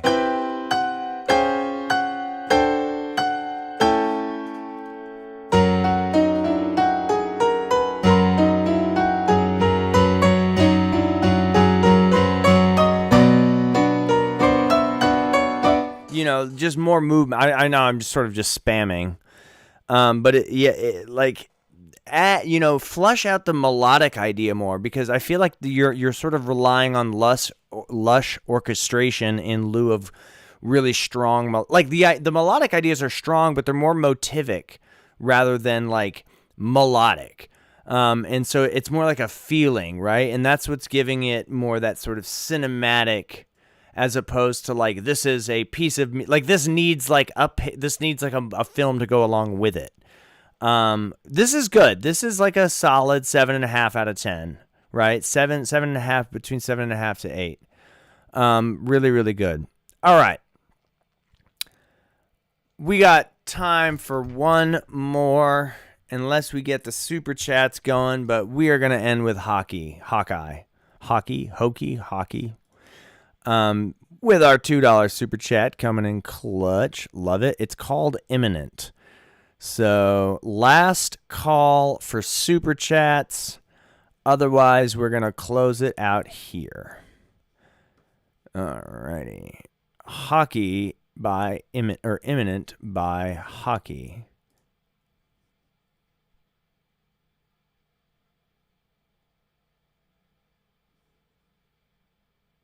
Although, you know what? No. Rating your P. I'm just being honest. Yeah. Literally nothing. I do want to close out with you. You've been hanging out. All right, let's go with Hockey's piece. Did I already open it?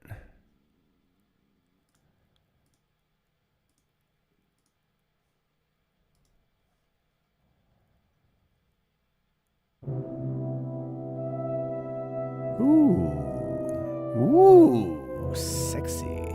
Oh, but then it turned. Oh.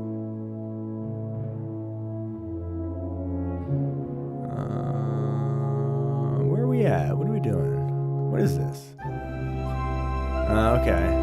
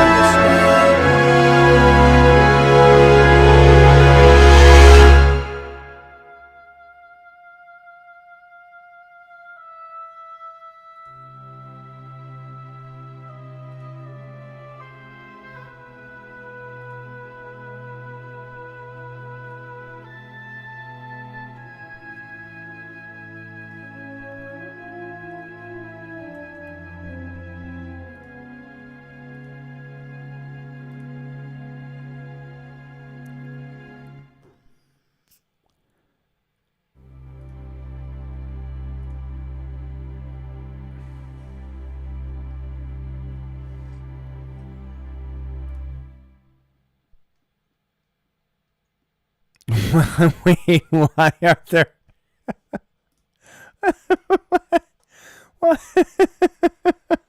Why are there 8 bars of tacit at the end?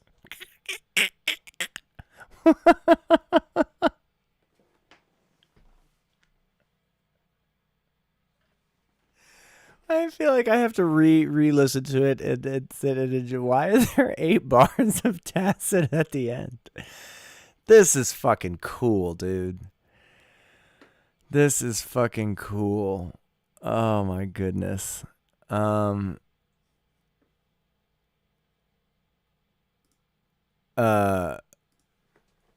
Justin, are you talking to me? Am I gonna make a track? I already made my video for tomorrow. Y'all gotta tune in.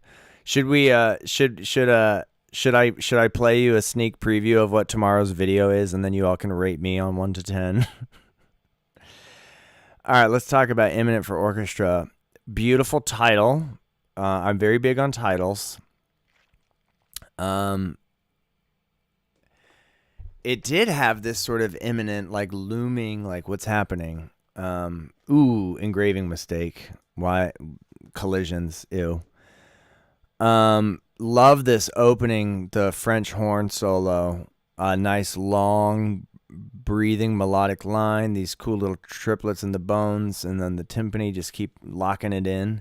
Good little cascading up in the winds. A little bit of a cliche, but very nice. The whole, your harmonic, like, it was funny. It started off kind of like, I was like, it's a little dicey. I'm not sure about some of these chords. Like I was literally like, and then it was like, and then I kind of, we kind of got there, and I was really grateful the way that it turned out because I was very unsure about the how it was going to proceed, but it did not disappoint. So that's a really funny thought, right? Because being like, oh, I don't like that. Oh, wait, do I like that? No, that was the wrong choice. Oh, wait. But then as it progresses, realizing that like, no, that was the right decision. There were a couple of chords in here that were just absolutely beautiful. I forget where it was, but some of these like really dense sort of, this kind of flat two movement that we had going on. Good orchestration, this kind of stuff, like this kind of stuff here in the left corner where the wind's just doing these runs. It's very, I don't want to say cliche, but it's very classic, maybe is a better word, but it works and it really does make a difference. The whole piece was relatively short. But it had a couple of good solos. It had this oboe 1 solo. It had it opened with a strong French horn. You all know how I feel about gushy music. This was a little gushy, but it had just enough crunch to really keep things interesting. So I'm grateful that you shared this because it really made a big a sonic impact. Kind of Man, it felt good. You know what I'm saying? I couldn't believe you're still new to it. Are you new to the composing hockey? Wait, this is hockey. Wait, now I'm forgetting. Whose piece is this? Yeah, Eminent hockey. Okay, cool. Yeah, this is great. And the MIDI didn't sound terrible either, all things considered. All right. We got one more super chat, and then I think that is it. Yeah, the Mew sounds are solid. I've got one more in me. Alicia Dalby. Where you at, Alicia? Are you in the... Do I see you? Here you are. A band piece by Alicia. D&D. All right, let's check it out. Oh, that last piece... Damn, I think it's a 10. I didn't have any problems. Wait, fuck, was that a 10? I mean, at this point, I'm so tired that, like, maybe I'm just dishing out 10s.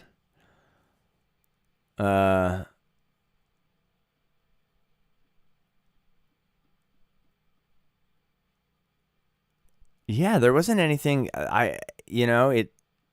yeah, fuck. Oh my God, a 10. You did it. Hockey with the 10. Incredible. You fell into a 10. How did you do it?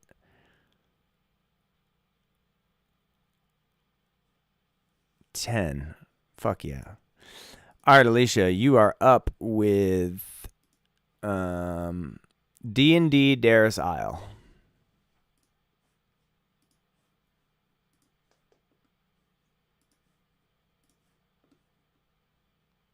Pulling up this.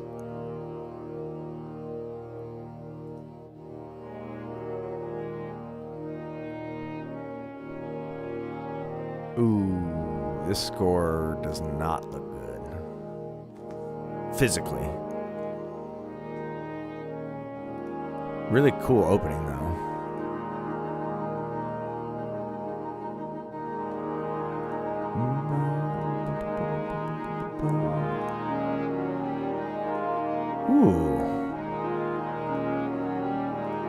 Ooh, I love the little chromatic. Oh, whoa.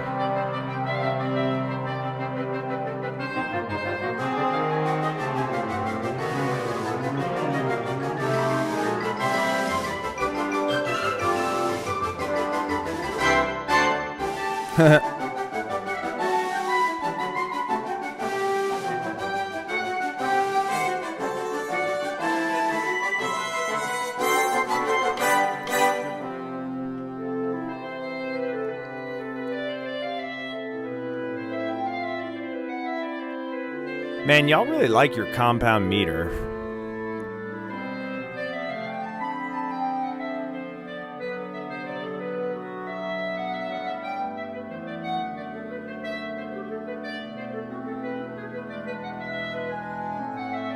This is giving Gershwin.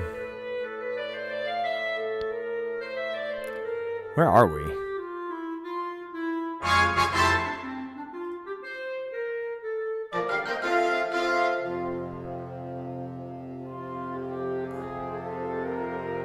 These repeats are throwing me off.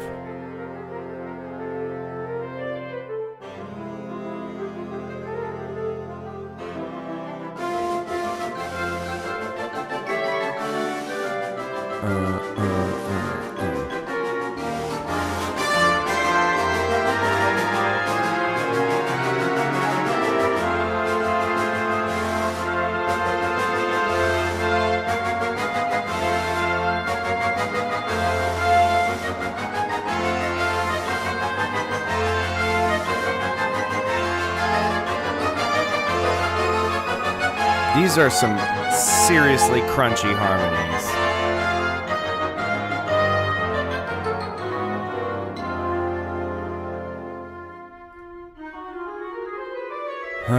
Nice.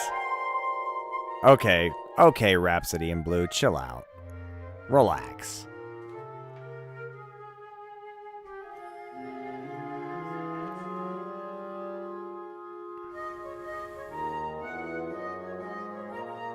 We get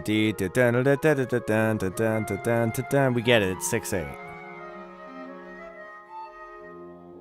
This is like 1950s creeper Hollywood type. And I mean that in the best way.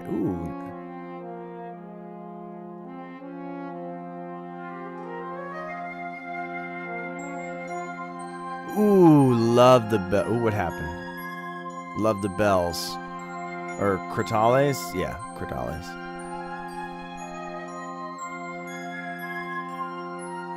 This is a beautiful ending. Bum, boodle-da-dum.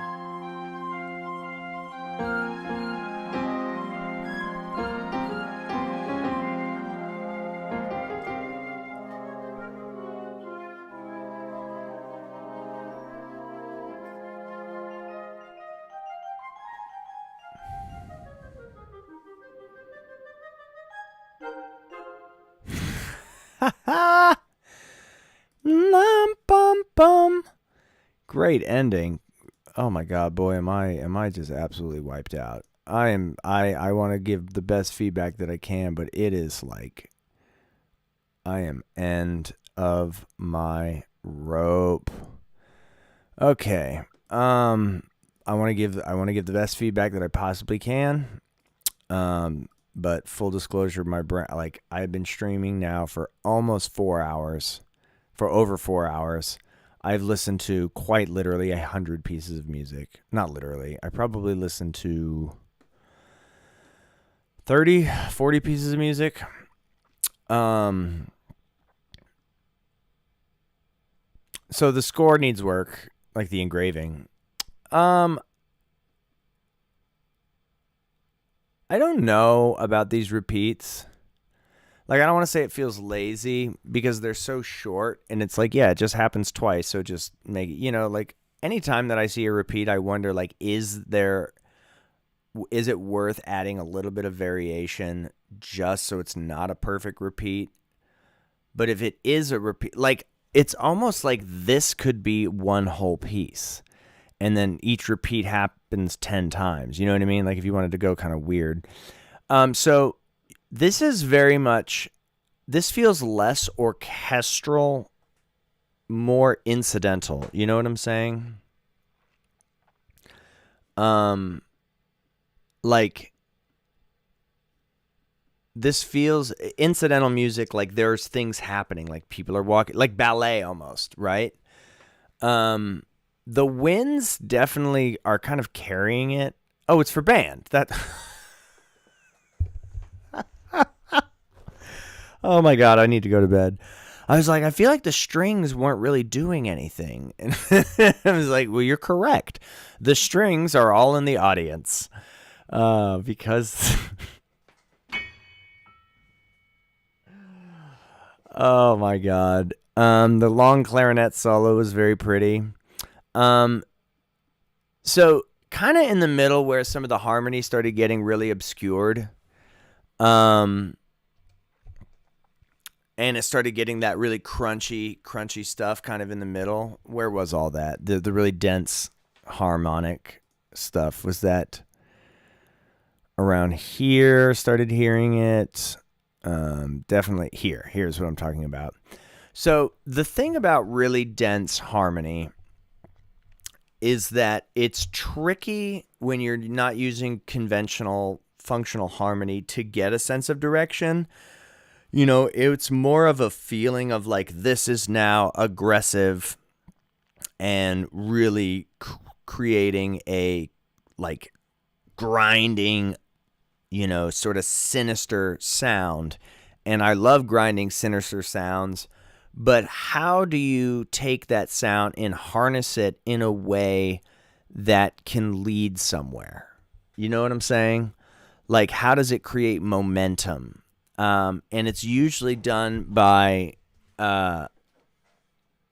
creating internal harmonies within those dense harmonies, and then finding, like, it sounds corny, but like, or not corny, but it sounds, you know, trite to say that, like, finding those tonic to dominant relationships, even in these really dense harmonies. And, you know, maybe it is there and my ears just not picking it up. And, like, you know, my reduction skills are not, like, I can't look at this and be like, oh, that's a B flat 7, you know, just, you know, there's 20,000 voices going on. But, you know, like, that's also accomplished with register changes. And this is, I think I had said this earlier about one of the pieces, is that it's like there's a lot of safe registers, right? So it's really dense harmonically, but orchestratively, you know, we have everything all sitting in its most comfortable ranges. And a lot of the rhythms become homogenized. And so, you know, it's like you did well at keeping, like, you know, some counterpoint, but, like, where is there a point where everybody's doing the same thing? You know what I mean? Like, we're hearing that this shit was fucking killing, though. I love this shit. The wind's doing this kind of weird syncopated thing over the drones. That was really cool. The 6/8, I'm indifferent. Bump ba bump ba da da da dum ba dun da dun but that, you know, like, I don't love it. It's a little, you know, it's very much wind band. I don't want to spend too much time thinking about that rhythmic figure. It you know, break it up a little bit, but, like, it's also a taste thing. Like, for some reason, like, how many fucking scores have I looked at today, and they're all in compound meter? Like, they're all, why do all of you write in 6/8? Why? Why do wind band people play in 6? I was like, what's wrong with a 5/8? What's wrong with 4? What's wrong with 3? A good 3/4 piece of music. Come on. I'm just, you know, I'm tired of hearing that big 2. You know, it's funny. I never even thought about that, but, like, yeah, it's like wind band, compound meter. I've been streaming for like 4 hours, Ro. This is cool. This is absolutely an 8. 8 out of 10 strong. All right. What do you think, chat? Should we do one more? Who wants to be the MVP and drop one final super chat? Who wants to buy my daughter diapers? My 1-year-old daughter needs diapers. Who wants to go last? One more super chat to send our beloved community into the ethos. Otherwise, we're going to jump over to the pool. and pull random. All right, who is here that the pirate time signature? All right, who is still in the chat that would like to have their music played who did not drop a super chat? I know literally nothing is here.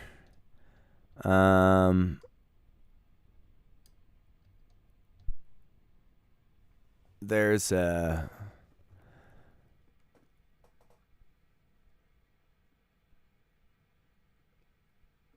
Oh my god, I'm so tired. Alicia, good piece.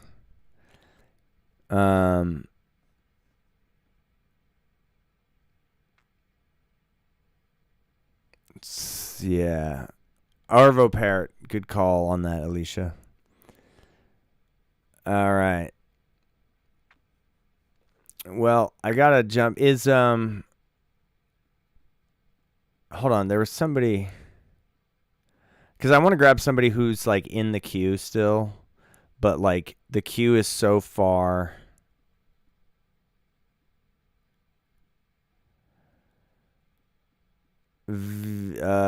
Vmar. Are you around still? Is Vmar98 around?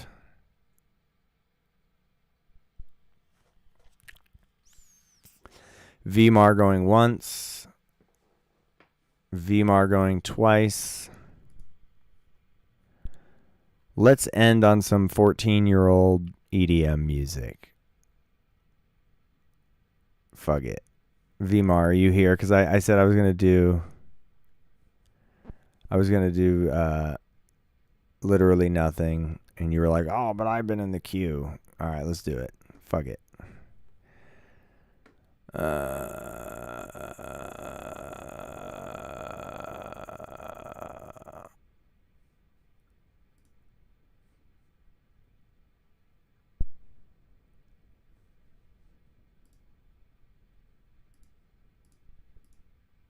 Where is it? Where is it? Why is it not playing? Send help.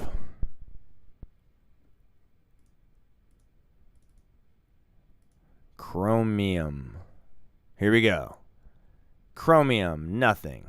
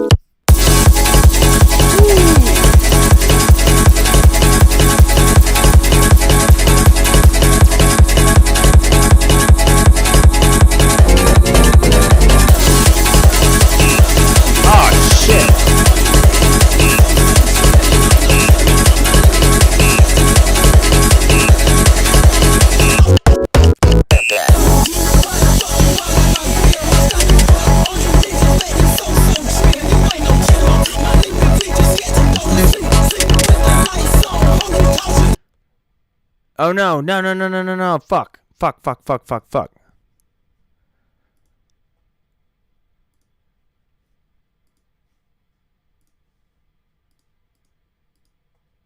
Sorry.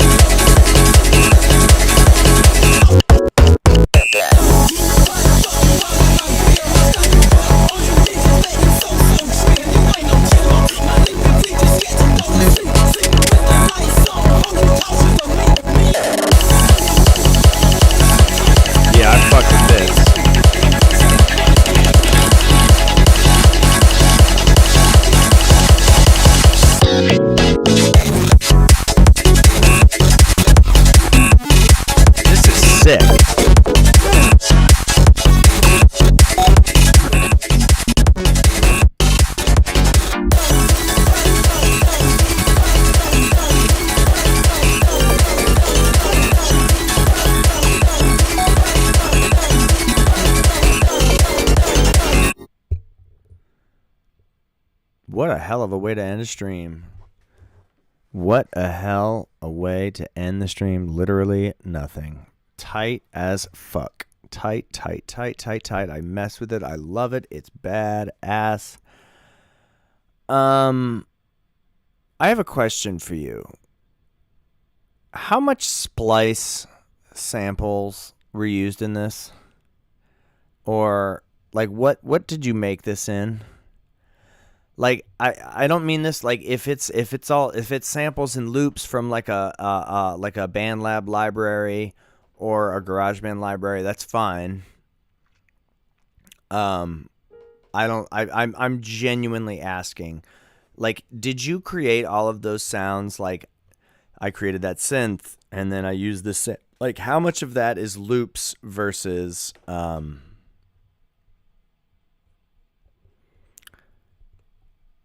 like I want to, like, there's no shade, no smoke. I'm genuinely curious. I feel like it was loops and there was definitely some OTT. I mean, I loved it. I don't have anything bad to say about it. It was great. I'm more curious as to how much of that was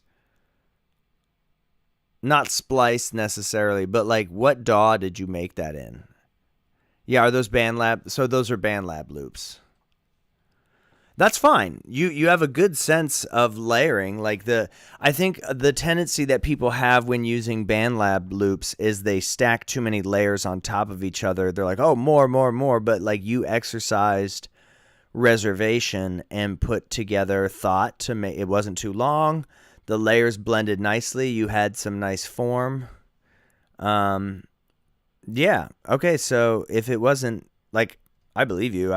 And like I said, but like that was really good. I messed with it. The sound design, the sound selection, the form was cool. I like the sort of psytrance, the psyquill, that it's kind of a hardstyle bass. Shit was killing. 10 out of 10. Not literally a 10. That was I mean, for what it was, shit, I guess it was a 10. Like I said, it's the end of the stream. I'm dishing out 10s like they're hotcakes, baby. All right, everybody. 4.5 hours of streaming. My brain hurts. You're all incredible. Fuck yeah. You all are strong 10s. Absolutely loving the energy, loving what we got going on. Stay tuned. My new video drops tomorrow. It's a banger. Probably my favorite video I've ever made. It's profoundly... and if you didn't get to it, you just slice up the BandLab loops. That's good. If I didn't get to your piece this time, tune in next week, Wednesday night. I will have bought a house. I am literally signing the documentation to buy my house in 1 week, but I am going to do a stream. Okay. On that note, it was, good job, everybody. I love you all. Congrats on the debut performances.